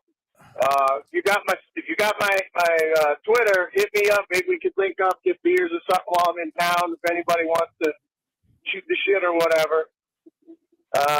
Yeah, that's it. We'll get you. Tony's a bum. You don't play my calls. He's a hater. I am a bum. because if you didn't play him, you played him though, so you're not. Yeah, but Nick Montero, our Chat other room, buddy, how dare you? You see what we've started? Cody Bates. Hell, hey, can I just ask? And I want to ask everybody out there right Skip now Lashney, because we need to get this established. Like, what do stats mean? It's my turn. Oh God! No. Hold on. Here's my thing. Nothing. Real quick, They don't mean anything, man. No. Mark Twain. They're fucking you say lies. they mean nothing. You say they mean nothing. When we pick Hall of Fame players, I don't want to. What do we when need? we Where draft does that players, come when from? we draft players, what are we going by? What does that got to do with whenever the we call, decide though? what I'm saying is stats is what we go by. Stats is what makes you draft a player. Stats is what makes you put a player in the Hall of Fame. Stats is what we decide who wins a game. Because guess what? A score is a stat. So stats determine everything. People who want to say stats don't matter, get the F out of here, man. Stats are everything. We base everything around stats. Why is Michael Jordan the best player ever in the NBA? Because he won 6 championships and six MVPs, right? Or 6 finals MVPs. That's a stat. That guy Greg's not a girl. I That's heard why Greg's not a girl, because he would just be like, if unless your dong is this big, I don't like you. Hey, how about this? 70% of all stats are made up anyway. Well, not mine. All right. I looked mine up. He's not drinking mine. red wine. Yeah, look at him. Yeah. CK, you had something to get in there? I mean, my argument here is normally nobody's saying stats don't matter. They're just saying that stats are misleading. They're not everything. They don't tell you the whole story. Right. There's plenty of people. I mean, if you look at stats and you want to say stats are the only thing that matters, Taylor Heineke's a Hall of Fame quarterback in the NFL. I didn't say it was the only thing that matters. For you, I Greg. just said I just said it doesn't not matter. Here's a stat for you. If you go on, I went on White House Gov today, and because President Biden signed an executive order about AI, and I was interested in like what the hell this shit was and like how they're already like what they're going to be involved in and things like this. So me and a buddy, we read the entire executive order, at least their press release about it. But then I looked at it, I was like, man, President Biden he has put out so much legislation, right? And just because, so a lot of people would say he's like he is like one of the most successful presidents if you measure it just by the amount of shit they've passed, whether that's good or bad. But here's a way a stat can be interesting or you could use it for more people on the website right now. It says more people working ever than in American history. Well, obviously. Well, I mean, like the population is at an all-time fucking high. Yeah. So of course there are more people working today than there were in 1850 when there was only 23 million people in America. So what we can do is we can massage stats to get the answers we want. Sure. You're right. But I can't massage how many yards you pass for or touchdowns you pass for a year. We leave that to Deshaun Watson. So while you're right, stats can be misleading. When I put out stats like wins, yards, touchdowns, interceptions, those are not misleading. Those are the cold, hard facts of what a player has done. He can win a lot of games with just 225 yards passing, bro. Do what? Cam won a ton of games with 225 yards passing. Okay, we didn't give. Okay, all right. Everything in context. Everything. Don't fuck with my man Cam, because he would also bust off 70 yards and have 3 rushing touchdowns. Let's go to the next goal. Man, that would have been cool if my fat finger would have worked. What's up, y'all? It's Christian from Arizona. First-time caller. Been a fan for 30 years. Oh, I thought, man, and I always went back before the podcast. Freaking cat calls because some of these fans are saying some stupid shit. But I kind of learned to enjoy them a little bit. The one time where you guys aren't trying to talk over one another. So that's kind of fun. But anyways, appreciate what you guys do. I did have one concern. I was watching on after the game on Sunday. I've realized I've been spending more time watching podcasts, but realized I have no fucking life. But so I was watching, and I realized that one of y'all said, I think it was CK, if that's his name. He literally said they won the game because of Bryce. Yeah. All right. I haven't been a fan of Bryce. He did take a step in the right direction. But do you realize what you're saying there? I mean, he only had 235 yards, 1 TD. Oh, no. Granted, a good passer turnovers.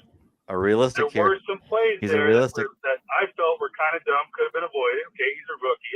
I'll give him that. But you're taking credit away from the defense. Nope, didn't say that at He's all. a realistic. He's a realistic right here. Factor in that No, game. they're just misconstruing my words. Go ahead. And so Well, he didn't say your words. He didn't call you out. So don't He take said it personally. CK. He said CK. Oh, did he? Okay. Yeah. But I didn't know he just said wanted to CK. say, let's keep it realistic, guys. I'm seeing a lot of Bryce fans over here talking about, how great he is, and hey, that's great. I hope I get proven wrong. But let's not be fooled that he didn't put in an MVP performance. I get it; he's a rookie. He didn't. I agree. To just say that he's the reason he won the game, that is not the voice of reason right there. That's the voice of Bryce fans. Nope. Also, one more thing before I close it out. I have all the evidence Please, to prove fans, this. if you're gonna call in, please don't say a bunch of stupid shit and then just follow it up with keep pounding, because I feel like everyone on social media and call in radio and whatever, they always just say some dumb shit, follow up with keep pounding, and then everyone thinks, oh, hey, you know what? Booker's got a point there. Yeah, keep pounding, bro. All right, that's it. Maybe I'll call in more in the future. Have a good one. CK, he said, don't mislead people with BS. Okay. And just hit it with keep pounding. He said, I never once in that entire endeavor said that the defense didn't contribute to the win. I said that Bryce Young was the reason we won that game because he had the ball in his hands at the end of the game, just like we would say outside of Tony, would say that if Eddie Pinheiro had missed that kick, he lost the game. That's exactly the same reason I'm saying Bryce Young won that game. Okay. And the other part of this is you have to look at another piece of this. This was Bryce Young led this team down the first time since 2018 that we had a game-winning drive that our quarterback led us through. The first time since 2018 that we had a game-winning drive. Think about that. So I think it's worthy and valuable to be able to say that we won because of Bryce Young.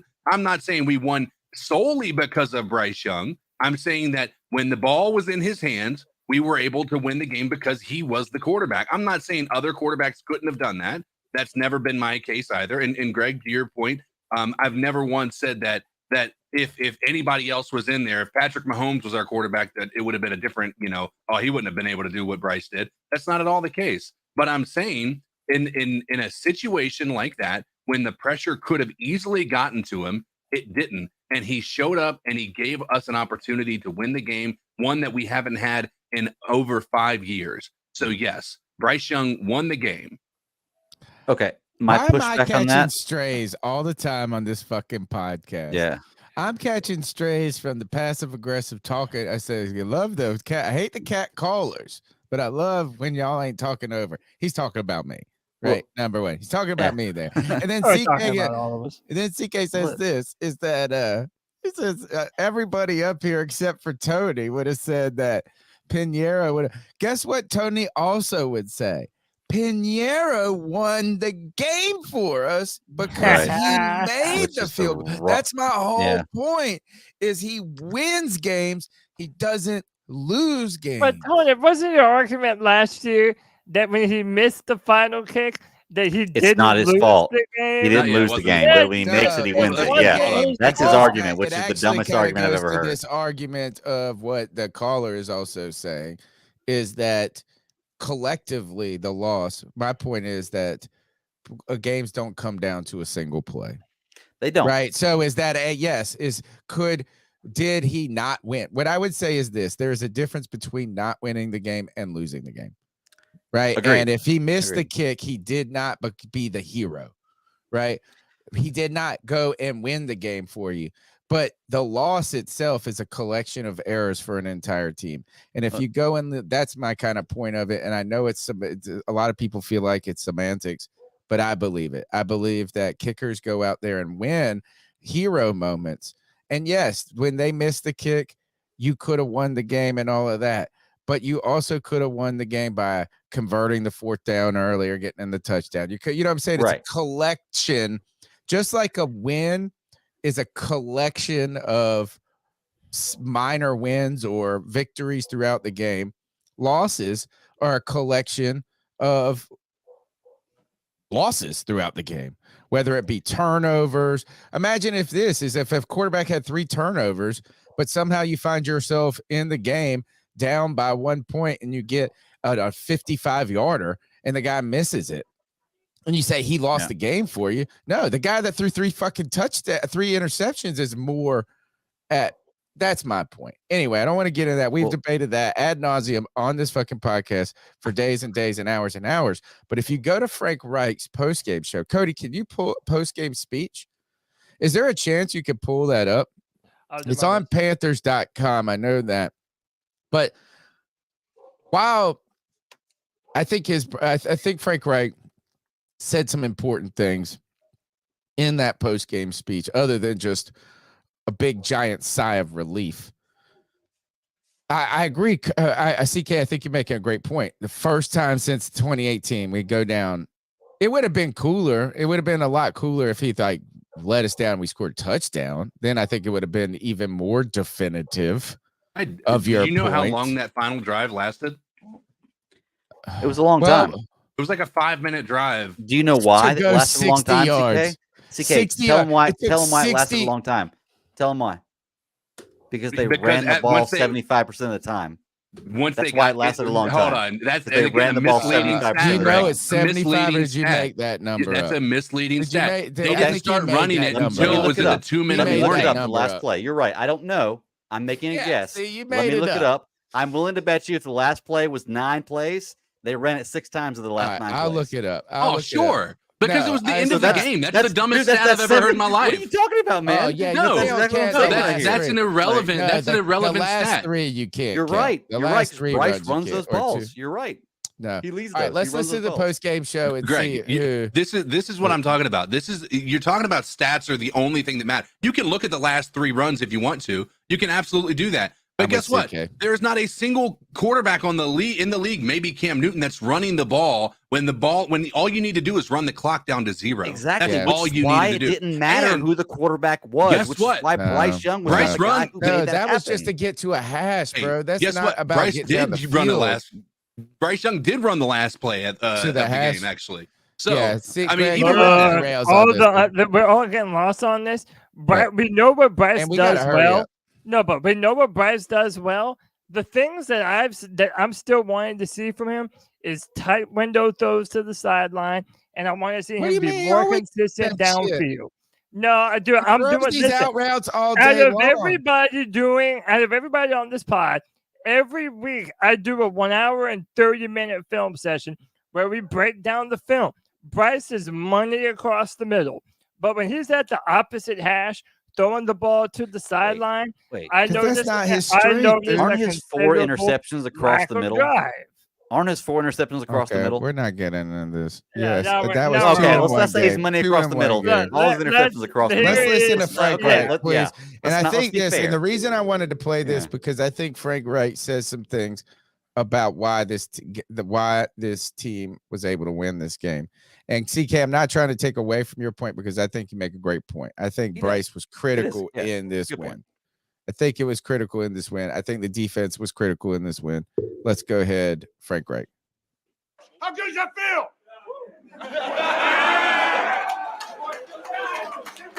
And what? And what? And what? And win! And what? And win! Let's go! Look at how relieved he looks. I'll tell you what else it was. It was not only and win like Corpse challenges. It was man on man. Win all day. Man on man, win all day. That was a challenge. You know what else it was? As one. No doubt. All day long it was as one, man. Oh my goodness, it was as one. You're going to watch that film and you're going to see it all over the place, right?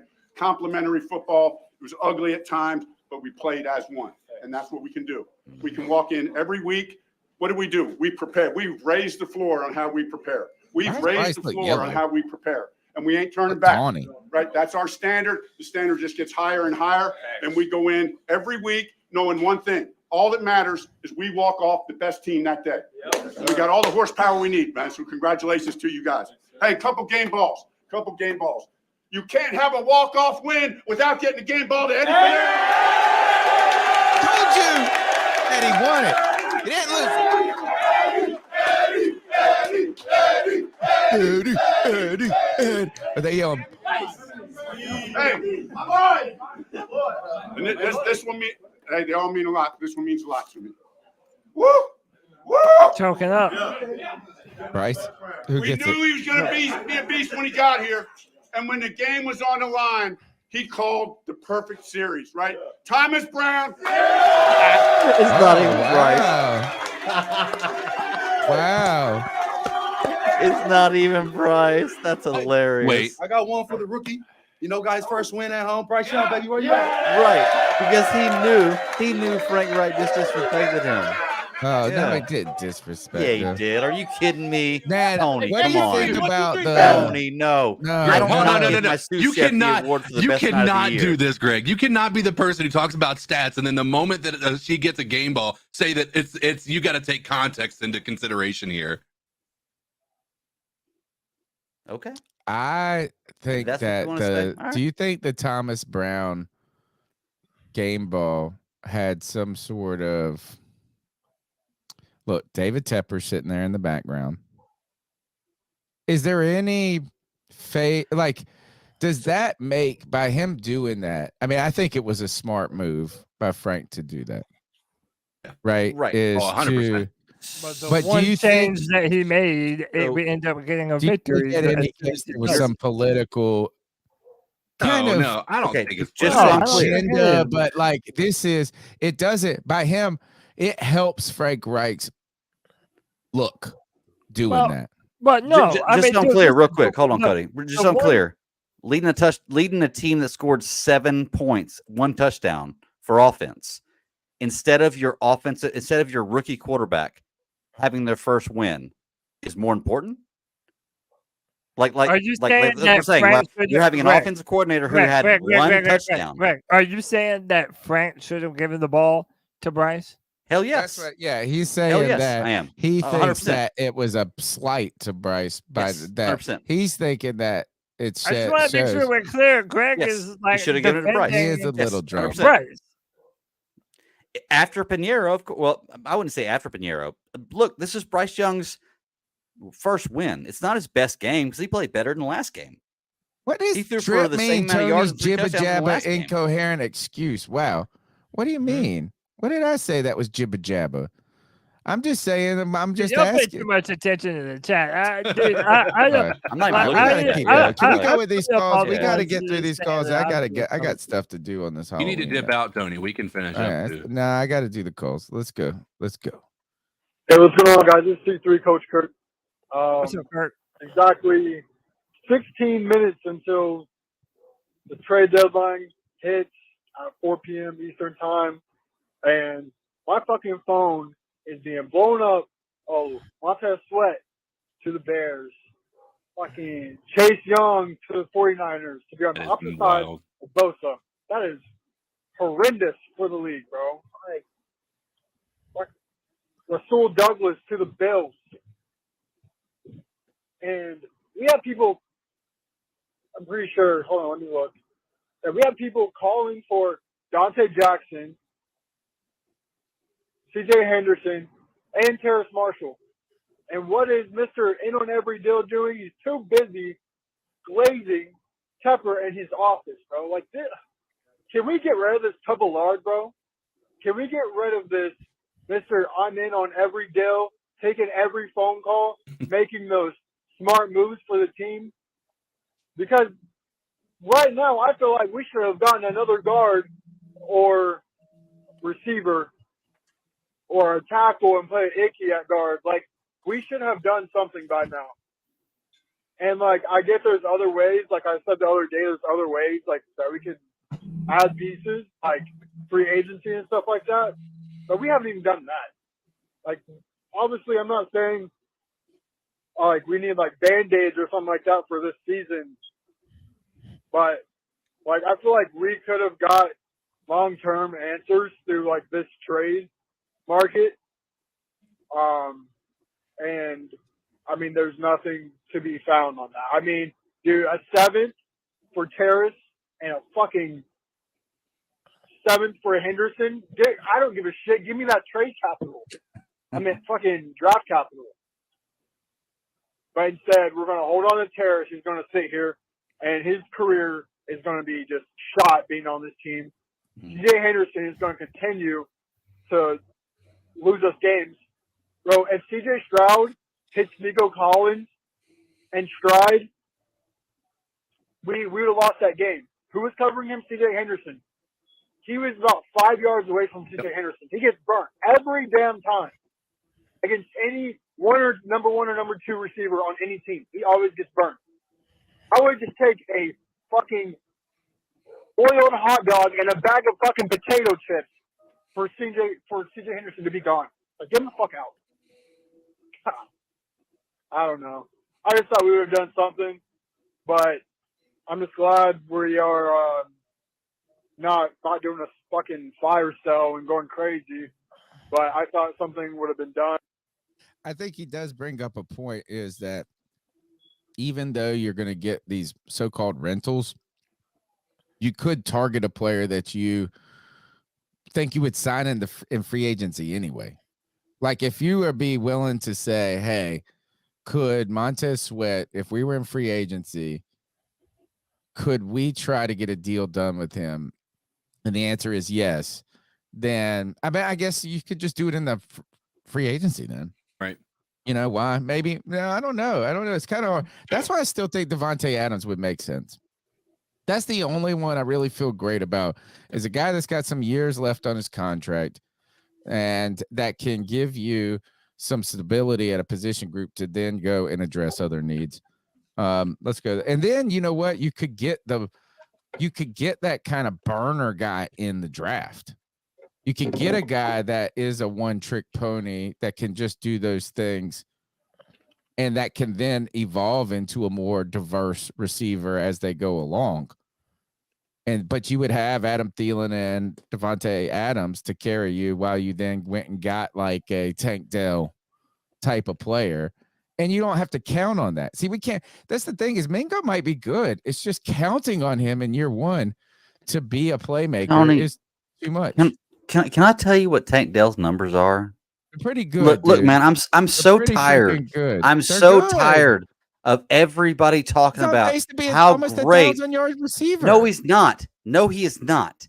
I'm so tired of everybody talking about how receiving great yards does he have? C.J. Stroud receivers are and weapons are that Bryce Young doesn't have. Let me break it down for you, okay? Listen, Jonathan Mingo has 19 receptions for 195 yards and 0 touchdowns. Tank Dell has 22 for 340 and 2. You're talking about 120 more yards. Greg. 120 more yards over 8 games, Tony. Over 8 games, 120 more yards. You're looking at 15 yards a game. 15 yards a game more per game. Okay? Look at the rushing. Everybody's like, oh, our rushing game sucks. Houston has a way better offense. They're averaging 197 rushes, 643 yards, 3.3 per average. We have 168 rushes, 632 yards, 3.8 per average. We're actually rushing better than Houston is. Okay? So we have a better rushing game than they do. And everybody talks about how great the wide receivers are and the weapons are for Houston. They do not have better. Guess what? Adam Thielen is better than Nico Collins. Look at the stats. We have a better number 1 and number 2 wide receiver than they do. We have a better rushing game than they do. We have our starting offensive line, which they don't. We have a better like, number 2. I was about to say, who's our better I'm just so tired of hearing they don't have anybody. No. All right, you ready for this? Even better than they do. Hold on. Let me hear it. Are you ready for this? Okay. So we're talking about, we have one player on the team that you could even argue is anywhere close to them, and that's Adam Thielen. You're talking about eye. Hold on. You're not talking about stats. You're talking about by eye. No. I'm talking about by stats. If stats, I win. No. I'm talking about from weapons for Bryce Young. I'm not talking about rushing. I'm talking about the weapons to be able to have him be a passing quarterback, because that's what he is, right? It's Adam Thielen. You mean listen, there's only one weapon, and that's Adam Thielen, that you could even argue is anywhere close to any of the weapons that they have. Okay. Now, you're right. He's better. He's better than their best weapon. No. Yes, okay. Let's talk about this. He's our third wide receiver, technically, because he's in our slot receiver role. No, he's our number one wide receiver. Nope. He is in our slot receiver role. So he is not one or two, technically, from a NFL overall looking at things. Okay. Also, he's been targeted 70 times. What is Nico Collins' highest target? Like I think he's at 44 or 50, maybe 50. I don't even remember that. And hold on, Adam Thielen's average catch, like yards per catch, is 10 yards per catch. Nico Collins is 18. Okay. Not only that, Tank Dell's is 17. Not even, who's even anywhere close to them? Nobody. You want to talk about average yards of separation from next gen stat? Their full yard of average separation to any of our wide receivers, including Adam Thielen. So if you want to get technical, Bryce Young having a better completion percentage than CJ Stroud. CJ Stroud is a bottom 5 quarterback with completion percentage in the NFL, and he's got the best separation from his wide receivers compared to the two of us. That means Bryce Young, and if you look, there's a stat, I have to find it because I wanted to be able to cite it. Bryce Young is number 1 in the NFL when throwing to an open wide receiver and hitting it on target. I think that first is I don't think that Adam Thielen playing in the slot negates him from being a number 1 receiver on the team. No, but my point being the best receiver on your said team. That's what you just said. That was your point right there. You can't say no now. That was your point. He is our number 1 wide receiver. I think Greg is absolutely right that Adam Thielen is having a better season and is playing better than Nico Collins right now. All right. He's also force-fed the ball. And he's only running 5 yards out. Moving the goalpost. Stop moving the goalpost. No, it's not. Listen, I'm not talking about moving the goalpost. Stop moving the goalpost. I'm not talking about moving the goalpost. So if we were drafting, that is not moving the goalpost. We got to what the definition of that is. That's what you're doing. Hold on. Who would you take straight up? Who would you take straight up? Who would you take straight up at this point? 7 games, 7 weeks in. Nico Collins. You would pick him over Adam Thielen? He has better separation than Adam Thielen. If you're talking about wanting an offense to be able to move the ball down the field, Adam Thielen's been great, and I love Adam Thielen. I think I'm not taking anything away from what he's done because he's basically taken on the Christian McCaffrey role in our offense because he catches everything that comes his way outside of the rushing, right? Okay. So I'm fully aware of that. Now, the reason that I'm saying he's not the number 1 wide receiver is because he's not an X or a Y, right? That's what I mean by that. He is not, if you're looking at a depth chart, he wouldn't be considered wide receiver 1. He wouldn't be considered wide receiver 2. He'd be considered a slot receiver, right? So that's when you talk about him not being the number 1 wide receiver. Now, Justin Jefferson plays a lot out of the slot, but he doesn't primarily there to break down That's the difference between one. There's a difference between X, 1, and Y and all Z. All CK is saying is that we don't have an X wide receiver, someone that lines up on the outside and consistently makes separation. However, it is completely true that even though Adam Thielen is in the slot, he is by far our number 1 wide receiver. He's putting up number 1 wide receiver right, numbers, but also, yes, because no one else is getting the football consistently. Like both, that's why I said earlier, both of those things are true.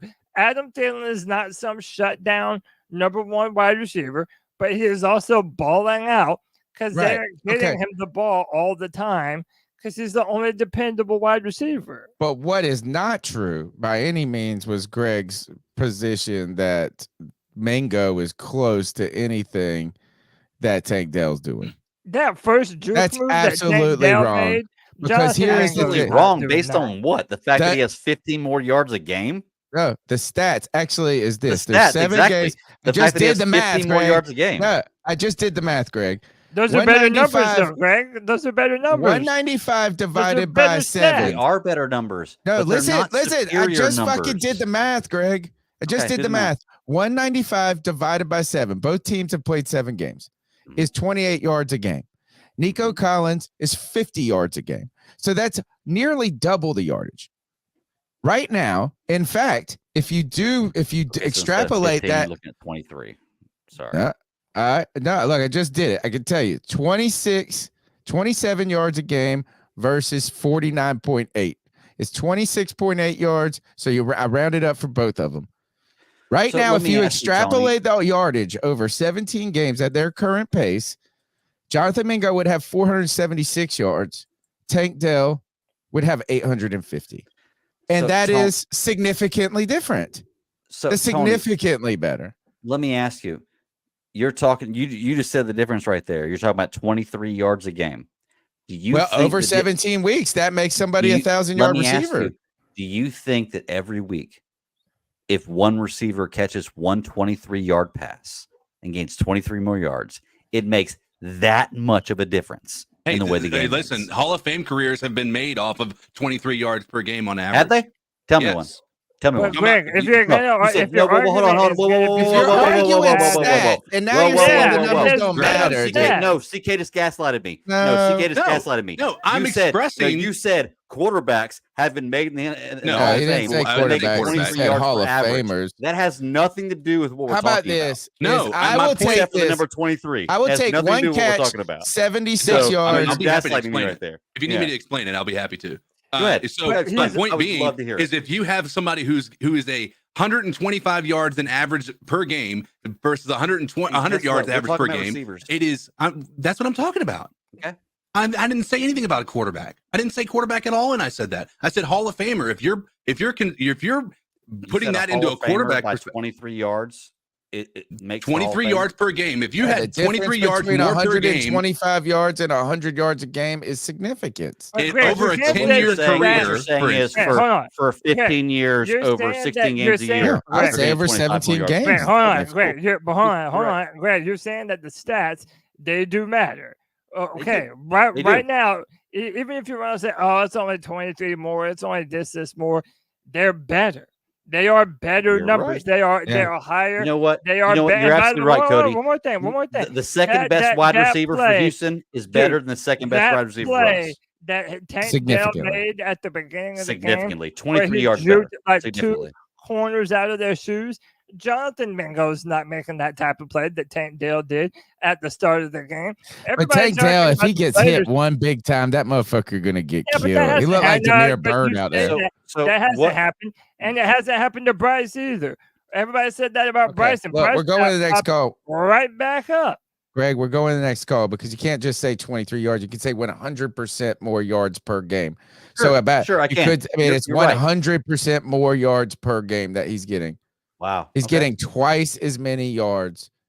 Tank Dell is averaging twice. He doesn't have twice. No, that's a lie. He doesn't have twice as many yards. It's really close. No, it's not. It's 50 yards a game and 27 yards a game. That's pretty more yards. You're looking at averages. Look at totals. It's not twice per game. Because he hasn't played as many games. He's still a better player right now. No, they've played 7 games. You're right. Dude. Tank Dell is so much. Listen, you guys are right. Tank Dell is so much better a player as a number 2 wide receiver than Jonathan Mingo, and that is the absolute reason why CJ Stroud is better than Bryce Young. It's because Tank Dell is so much better than Jonathan Mingo. Okay. Y'all run with that. Look, you're just telling me that math isn't true, dude. But 50 divided by 2 is 25. Bro, you can run those numbers all you want to. Are you telling me that Jonathan Mingo is so much worse than Tank Dell? Now the guy who said only stats matters tell me this stat doesn't matter. I'm not telling you stats don't matter. Does have better they stats. do. I said that he has better stats. I'm asking you. So how about this? Is if a player has 100 yards per receiving per game and a guy has 50 yards receiving per game, do you go, he's only 50 yards better? Who would you pick right now? No, I say he's better. I say he's better in that game. I don't say he's better overall. I don't say he's a better overall player. If you had to That's pick what I'm one saying. of the two right now, who would you pick? Tank Dell or Jonathan Mingo? No, he's gonna say it. That's tough. I would pick Jonathan Mingo. My God. I would pick Jonathan Mingo. I still would pick Jonathan Mingo. I would take honestly, Tank Dell. no, listen. I'm not picking a little Mingo. Demir Bird. He's a better wide receiver. Listen, Tank Dell has 4 more receptions. Listen, Tank Dell has 4 more receptions. If you add Jonathan Mingo's average to that receptions and give him 4 more, he's only like 60 yards past Tank Dell. No, it's not 60 yards. He's averaging 50% more yards per catch. Yeah, think about how crazy he's got double the yards that Jonathan Mingo has. So much better. He's got so much double better the yards on just 4 more catches. You're right. Think about He's that. so much better than Bryce's weapon. Actually, there's only. You're wrong about that stat, Tony. But I'll go. Yeah. Who's yelling? I told y'all, motherfucker. I told y'all we ain't trading for no player, and if anything, we'll probably trade for picks. We didn't either, and you know what? I'm actually motherfucking happy because Scott Fitterer is a lame duck GM. Fitterer realized the situation and said, "Yo, this motherfucker can't make moves. What's the point of having him go out here and make these moves? I don't trust him. Let him play out another year of his contract and then send him sailing. Scott Fitterer is done, bro. It is what it is." As far as, production goes, Bryce looked good. Like I said in the last game, he's looked good ever since. Everyone's talking about C.J. Stroud and Bryce Young, but Will Levis came out of fucking nowhere with his 4 TDs. We got to talk about that, motherfucker. We have you're not a Panthers fan if you do. Tackle and then traded up for Will Levis. I don't know. Drunk. I don't really care. Fuck it. I'm drunk. I had to go to a fucking group therapy for work, and then afterwards I clocked out and went to the bar. And it was probably about alcoholism was pervading the healthcare industry. Let's go win this industry. division. I'll be at the Colts game.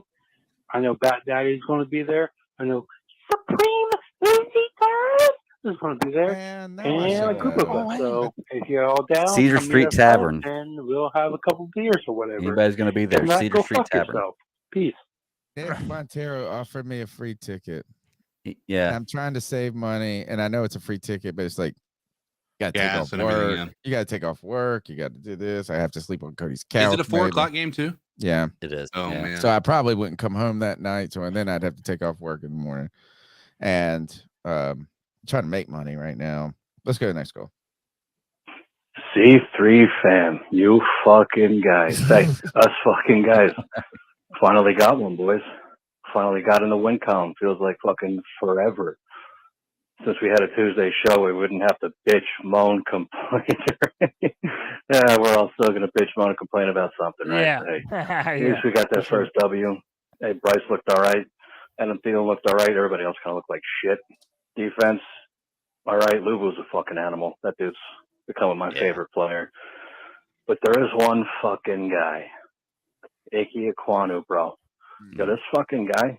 This fucking guy disappoints me more than my fucking kids, bro. Are you fucking kidding me? I saw this fucking guy trying to block an edge rusher with one fucking arm. Like, what are you doing, bro? Like, have you forgotten how to play football? It's kind of astounding. Like last year, he wasn't bad. And I think Cody might be right. He might be suited for left guard, but we ain't got nobody to put in a tackle position. Like, fuck. We got to figure that out, boys. But, hey, enjoy the win. Enjoy the week. They're few and far between being fucking Panther fans. But, hey, oh, shit. Keep pounding. Keep drinking. Keep smoking. Fucking do what you got to do. Have a good show, boys. Is Icky low-key a divisive argument like Bryce is a little just low-key in a way? Well, yeah, because just like people could say that I have my own preconceived biases. I like Stroud better, so therefore I'll defend Stroud or whatever. Well, there is like a contingent of Panther fans that had their mind made up that Icky is the left tackle, and he's just going through a sophomore slump. Now you got people saying coaching's the problem. Yeah, and you're like, wait a second, what about the coach? Coaching? Same coach. Dude, the coach from last year. One former NFL player today, I won't even say the name. He was like, all right, but he was saying that it seems like no one has ever taught Icky proper technique. No one has ever taught him how to properly play. Said he relied on his physical athlete. Nobody said that last year when they were saying Campen was the best fucking offensive line coach since Masco. It's people continuing to make excuses based on their hopes and dreams. The man does not have a skill set built to play left tackle. He does not have the feet for it. He never has. And the more that we continue to force feed him to be left tackle, like I feel like you're fitting a square peg into a round hole. You might be hurting his development the more you continue to play him there. I'm a firm believer of that. I think this is. I think is that we're stuck with Icky where he's at right now. Agreed. There's no other alternative. Yeah. Now, I think that there is an opportunity where he could improve and be a viable left tackle in the future. It's possible. But right now, the way he's playing is not it's not on that trajectory. And then some people say it's whatever it is, another million fucking excuses of why these things are the way they are, and that isn't his fault. Ultimately, he has not progressed from last year. And a lot of what we could see is that a lot of his physical, this was masked a lot last year by the fact that we ran the ball 80% of the time or whatever it was. That's just not going to work. Yeah, and by the way, I've said this on every play he's getting I've said this on the outside. Look, I've said this on our film room multiple times. He has zero recovery techniques. All you have to do is swipe his arm away, and that man's dead on. That man's dead on arrival. He has no ability to recover from that. I think it's in his head right now. I think he's got the yips. Well, and also I think he's so afraid of either being beaten on a speed rush or getting an inside spin maneuver that it's even causing him to falter at what he is the best at, which is pure strength. Look at Jonathan Grenard just bowl him over like he weighs 200 pounds. I mean, that's embarrassing, man. And it continues to happen. I mean, every type of technique that you can hit him with, he's seemingly not prepared to deal with.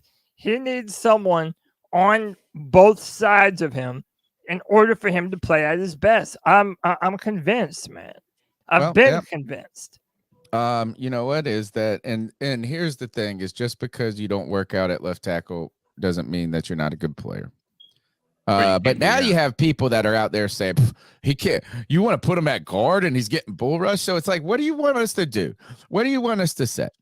Like, is all I know is that Icky is not playing great. And he is a first round, he's a top 10 pick. Oh, but I guess maybe where you pick, pick one, pick whatever. Well, it matters to me. It matters to me when you invest that type of that in a player and they're not playing well. So if they got to move him to guard next year, I think this is that if it's okay, if they want to try a little bit longer next year to see if he can in camp, if he can compete in camp. No, or what if you went and got somebody out there to compete with him? What if it was a free agent? What if it was something and have a real competition? And if he wins the competition, then let him go into the game and try to play. I just don't think you could walk into the season and say it's Icky or bust. But the problem I have with that, Tony, is the more you force the competition, then that's less time you're giving Icky to be able to acclimate to guard. If they ended up easy. Him Guard's there. easy to play, man. It's just no, it isn't. Run forward and watch for stunts. Run fucking forward and watch for stunts. It's different kinds of techniques, but I think Tony's right. I think that the answer at left tackle has been on our roster for 3 years. I think Brady Christensen is the best left tackle on the team. I think that he should have been the left tackle ever since his rookie year in the NFL. And now he's going to come back next year off of a bicep injury. We're going to hope that he's going to be healthy. And I don't even know if they're going to put him at left tackle or if they're going to continue to run with what they're doing now. I think that we're doing a disservice to both him, to both Icky and Brady by continuing to fit a square peg into a round hole. It's not working out, and I don't anticipate it working out soon. Next call. I'm only taking these. No more calls after. I mean, I got 4 left. Carolina Cat Chronicles. Hope you guys are having a wonderful evening. Hey, I've only called in a couple times. Thank you. Guys are proud for you, Tony. Troll Cody about Demir Bird versus Shi Smith. I was going to take Shi Smith 5 seasons to get it 600 yards. He owes you $10, Tony. I got that. I got that marked out. I know.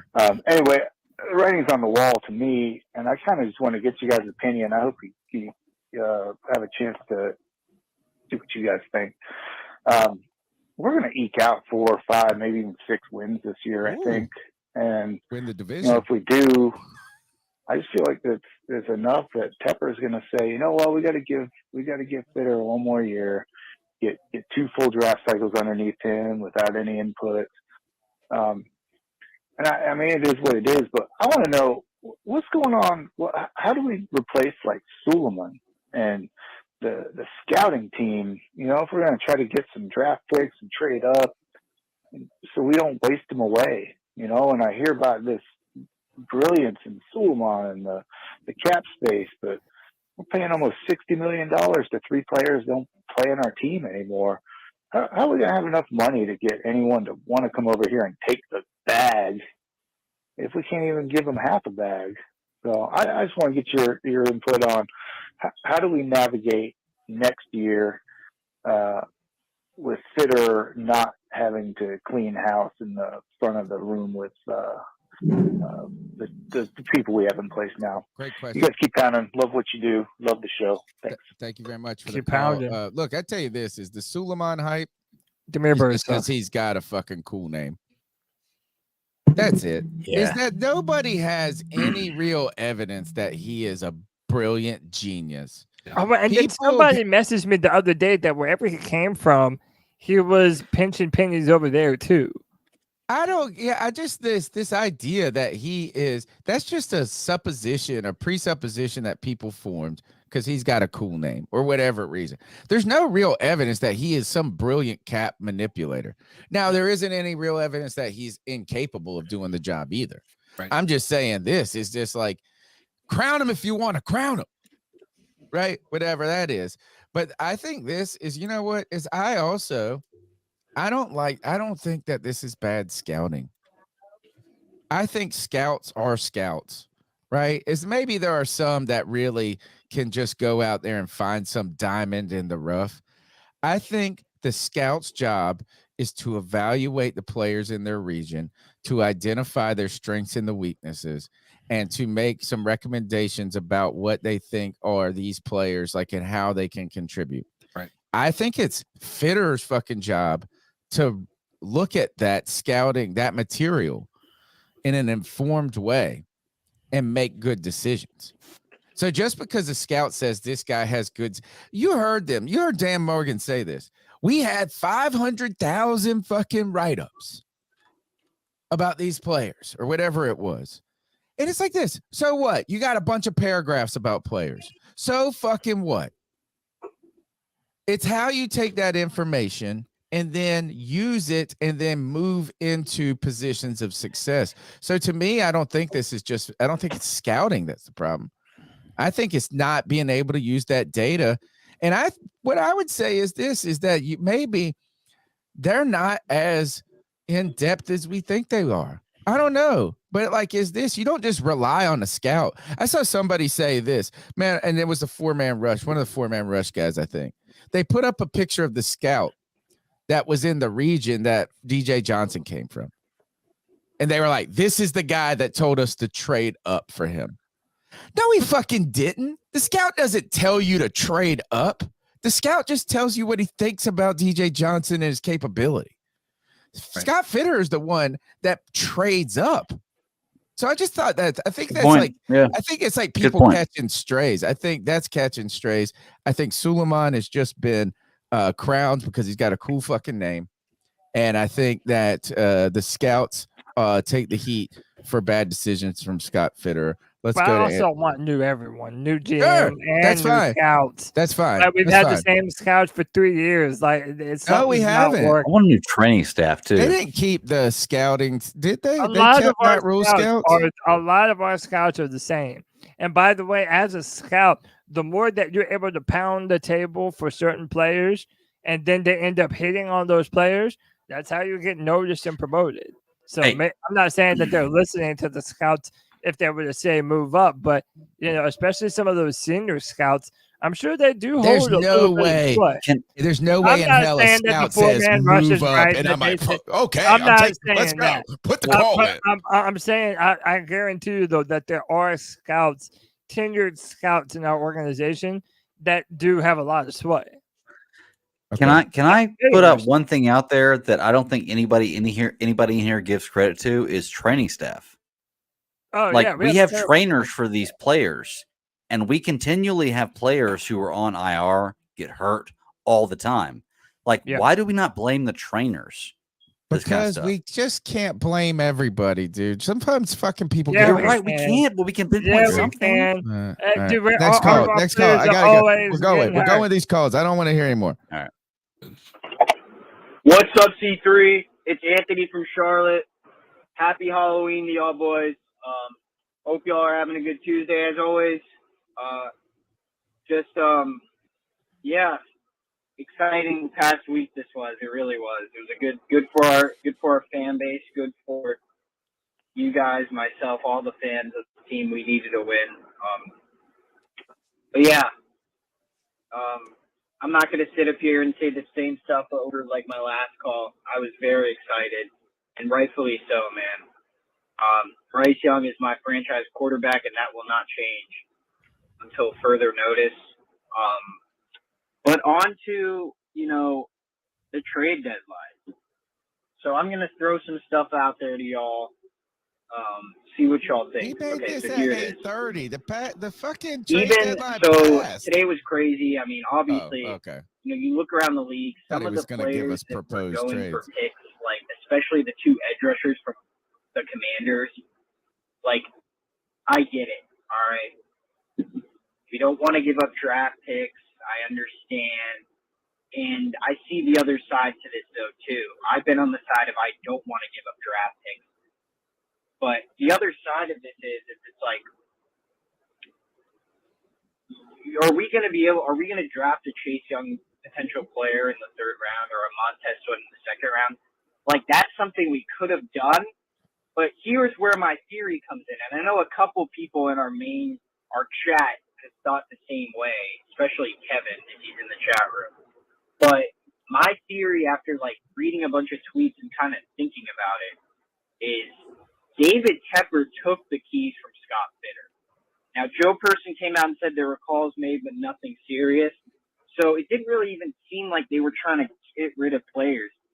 I think David Tepper didn't give Scott Fitterer the ability to trade for players because Scott Fitterer's probably like 80% out the door. David Tepper probably is like, okay, if we still don't finish the season strong, David Tepper probably sees like, the offensive line's struggling. The receivers aren't good. He was fed all that bullshit by Scott Fitterer.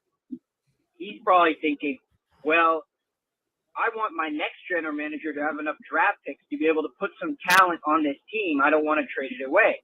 And I agree with that to a certain point because it's like we're 1-6. As much as we can make the playoffs, we aren't going to win the Super Bowl. Like, we're not in a position to make a move. I'll call back real quick. I'm about to get cut off for my part. All right. Look, CK, after his call right here, shout out the big gift we got, all right?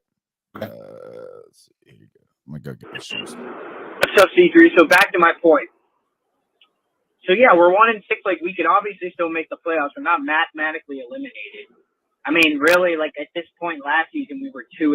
We just hadn't had our bye week yet. So, like, we're really not that far off from being in the same position. But, yeah, so I think that David Tepper pulled the keys from Scott Fitterer. He doesn't want him making another dumbass move. Now, however, this is where, a lot of fans are going to – I see their side too, right? Because if Scott Fitterer is here, and the trade deadline's come and gone, and you could have potentially gone out and got a receiver today, like a Jerry Jeudy or a Sutton. You could have called a team like that. Personally, I thought we were potentially going to make a move for Jamison Williams from Detroit because they traded for Donovan Peoples-Jones, which I thought so too. Made me look at it like, oh, well, he's kind of like the same type of player that Jamison Williams is. Like, he's kind of the speedy, take the top off the defense guy. That's kind of weird to me. Maybe some other team is calling about him, and then I paired it together like, oh, maybe we're willing to trade fourth or third round pick for Jamison Williams and pair him with Bryce. So I can see why people are going to be upset if he could have upgraded this team and surrounded our quarterback with more talent. Because who doesn't want more talent for a rookie quarterback? Like, I like Thielen, I like Mingo, but outside of that, there's no one. So, there's really no one that, and we don't have a true number one either. I think Bryce has just been trying to like force feed the ball to Thielen because he trusts him a lot, which is good. But Thielen would serve as a wide receiver 2 better anyways. The point is that like, if that's the case, right, you didn't want to upgrade your team.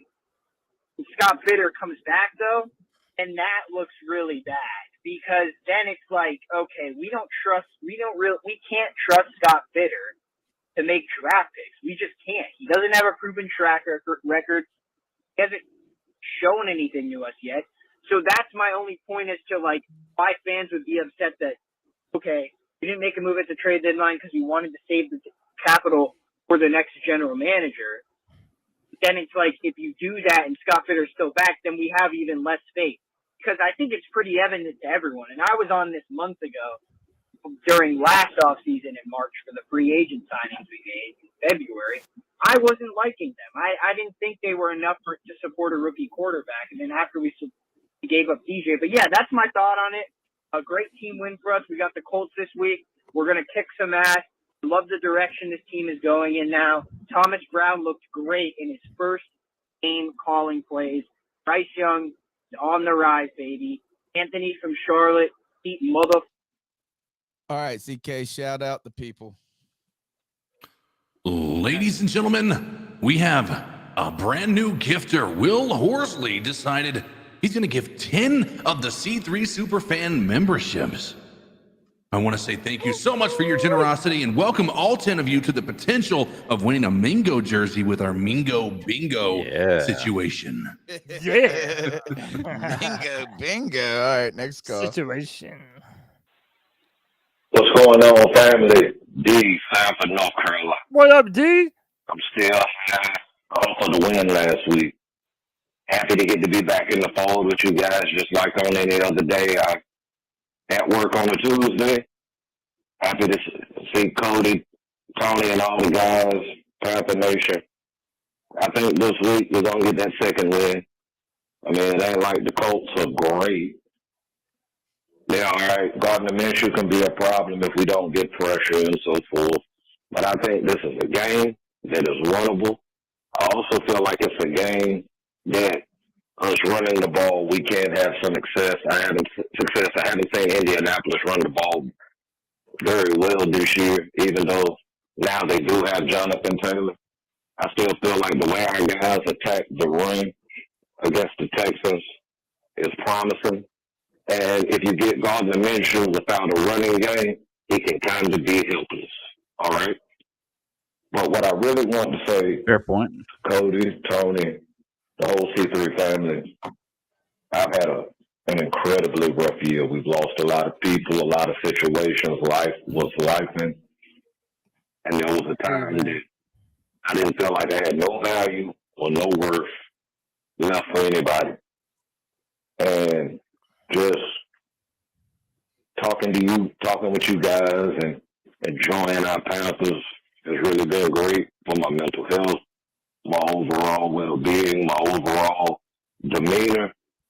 And I want to thank y'all from the bottom of my heart. That's why I always make an issue to say that I love this C3 family and I love y'all. And I just want y'all to keep pounding. I know I'll be having long calls and so forth, and y'all are patient with me. I just want to thank you because it's not always about football. It's about family and community. And I really feel like I found the family. And I just want to thank y'all. He does this to me. Keep pounding. Keep pounding, dude. Y'all have a good Every night. week. Dude, you're One love. incredible, man. One love, Hell brother. yeah, like keep that, pounding. dude. Hell Make yeah. me feel with work. Man, I got goosebumps. Again, this is like the third time this guy is giving me goosebumps. Dude, we're so happy that you're with us, brother. We're so happy that you're still around, enjoying the Panthers with C3 Nation, bro. We love you, man. We thank you for the wonderful calls that you give to us every single Tuesday. Absolutely. Hey, man, we're so happy that we get to add to y'all's life. We fight every Tuesday and Friday, But at the end of the day, when we hear calls like that, man, that's what makes it hit home for us that what we do is actually worth the time that we give to this. So, dude, thank you, man. And thanks to all the wonderful people in the chat, man. We couldn't do this without y'all. It has been very special to me. There's no way. And that's why I guess somebody said earlier about the money. I was like, dude, if I ever would have done this for the money, I would have quit a long time. It's for, but you know what? It's trust me, we ain't getting rich. Yeah. For me, it's for me, man. And I'll give you 2 points. And this is somebody who needs to go right now. I still have something to say. And that is, there's a couple examples. I always say this is this, like, sometimes look, I've been going through different seasons with my marriage at times, like, you know, and this is like my friends right here. Like, you know what I'm saying? It's like, this is so, like, I always tell people this because I love my job I love teaching. I'm good in the classroom, good with helping kids become better writers and thinkers. And people are like, oh, it's like this. I was like, oh, it must be so. It's like, that's the easiest fucking part of my life is work. This podcast is like the easiest part of my life too. Like, it's like this. And last week I lost, or maybe, I think it was last week or the week before. Now it's just blurring together. Lost a good friend of mine like that day. And CK said a real nice thing to me. He said, man, take your time and get your mentals right. I was like, this is me hanging out with you fellas, hanging out with you callers, is me get my mentals right. So look, is that meant a lot to me. That call meant a lot to me.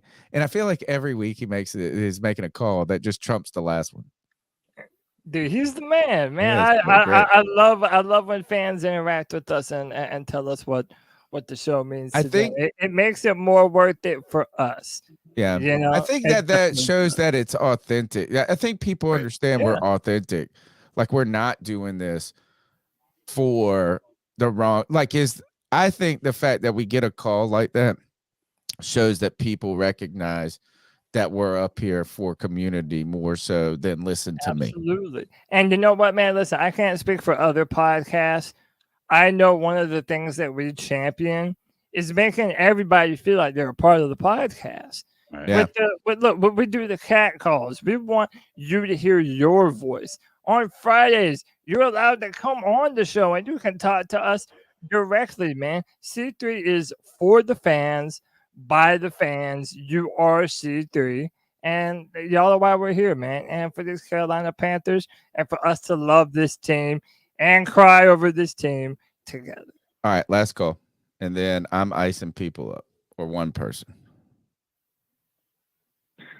Yeah, what's up? What's up, C3 fam? I'm listening to Greg, and I would still take Mingo. I wouldn't take Tank Dell. I would still take Mingo. So not wrong. Thielen's way better than Nico Collins, and Nico Collins been in the league for like at least 4 years. Thank you. We have better weapons. It's just the I mean, I know I said I don't really like. I'm not alone on this. A traits player, but sometimes you need traits, bro. In this league, this is a traits league. So this is a traits league, and he did produce in college. Mingo did, so I would still take him. And I like him. Liking the content tonight, man. You guys are fired up tonight, ain't so? Supposed to be Happy Halloween. We set a hard 11 o'clock deadline for tonight's show, and of course, no way. Of course, it look, right, can I tell you, like, oh man, Craig, I gotta go. I want everybody to think about like history. Oh yeah. When you think about future, let's fucking think about that right now. Think about that. Hold on, real quick.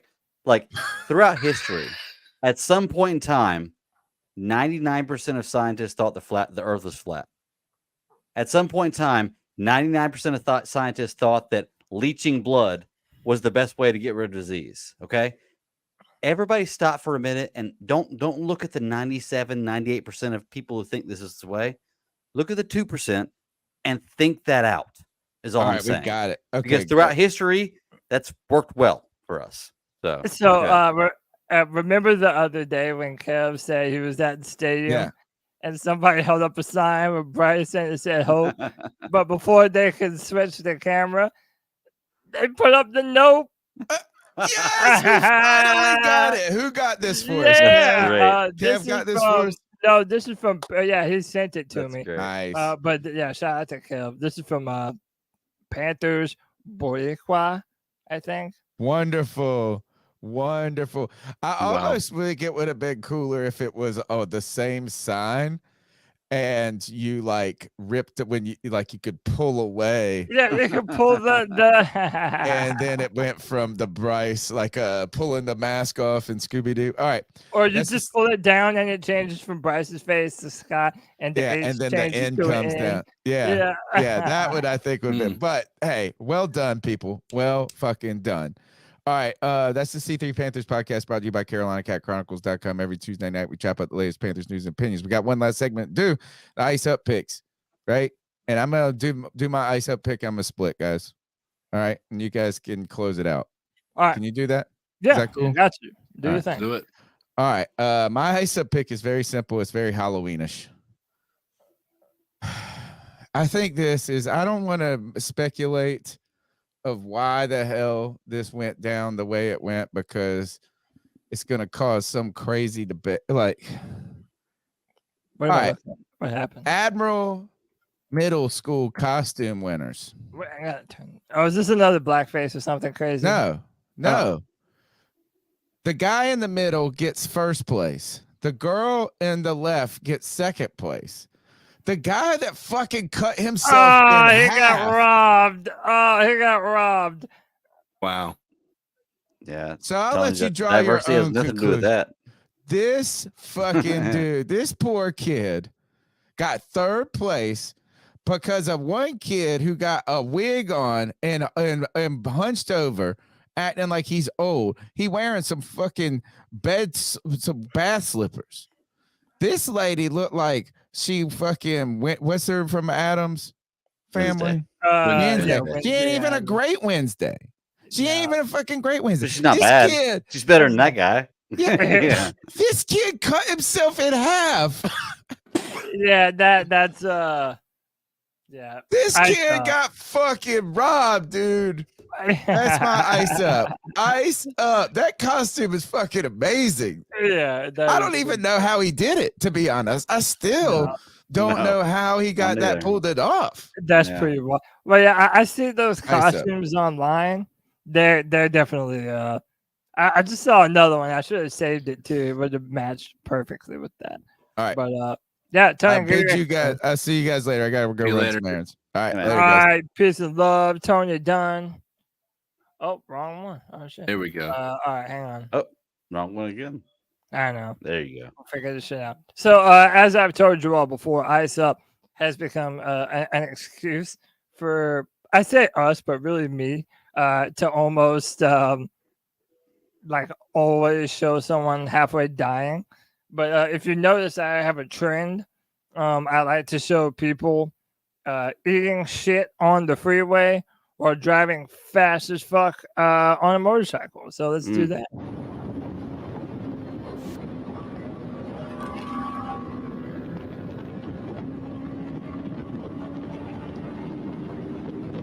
Oh god, no! He's going so fast. This doesn't end well. Yeah, he is. Oh, that's all it takes.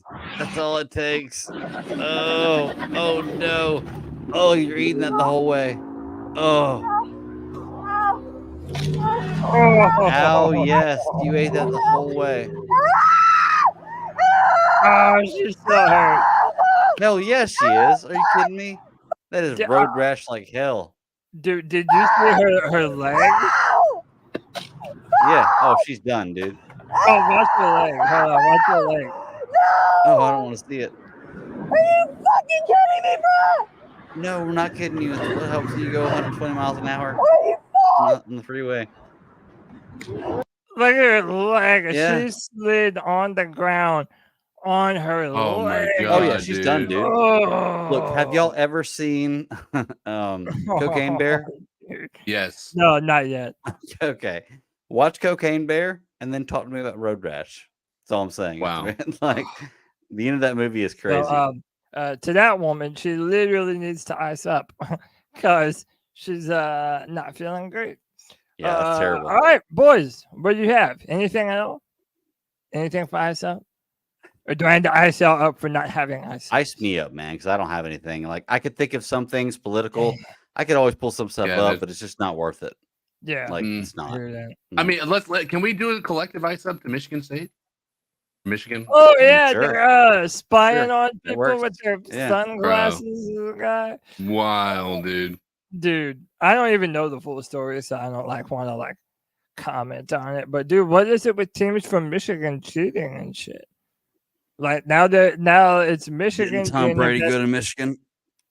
Damn, bro, you might be on something. Just saying. Yeah. Well, ladies and gentlemen, this has been another edition of the C3 Panthers Podcast. My name is Cody Lashley. You just saw the professor. I'm here with my guys, CK and the Bat Daddy. That brings us to an end to the show. Listen, man, be here Friday at 7 p.m. For another edition of the Friday Free For All. That's the show for Panther fans, by Panther fans. You can be a part of the show, join via StreamYard, and every Sunday after the game, C3 postgame show where we react to all the recent happenings with Panther football, man. We do it right after the game, 30 minutes after every single one of them. Find me on Twitter, making people mad, at Cody Lack, CODYLAC. Bat Daddy, how can they find you, man? At the Bat Daddy 52 on Twitter is my handle. I check it maybe once a week, so it's really not like I just don't get on Twitter much anymore. It's made my life a whole lot better. Yeah. Well, I might come back soon. I posted a tweet this week or the other day, and it's kind of got a little bit of tread, so we'll see what happens. But beyond that, Geeks Chasing Squirrels Across the Multiverse, 9 p.m. Friday nights, Eastern Standard Time on YouTube. We were going to start last week. We had a frag. Things might come up this week. We're going to get going again. Don't worry. So if you like movies, television shows, comic books, anything like that, hit us up. We'll talk about that and we'll have a good time. Heck. Yes. Okay. Tell them where they can find you. I mean, on the interwebs, at X is my primary location of doing social media business. And that's at Codizzle Allen, if you want to check me out there. And of course here on Tuesday nights and Sunday. So this is going to be good. Yes, sir. All right, ladies and gentlemen, that's another edition of the C3 Panthers Podcast. Until next time, keep pounding.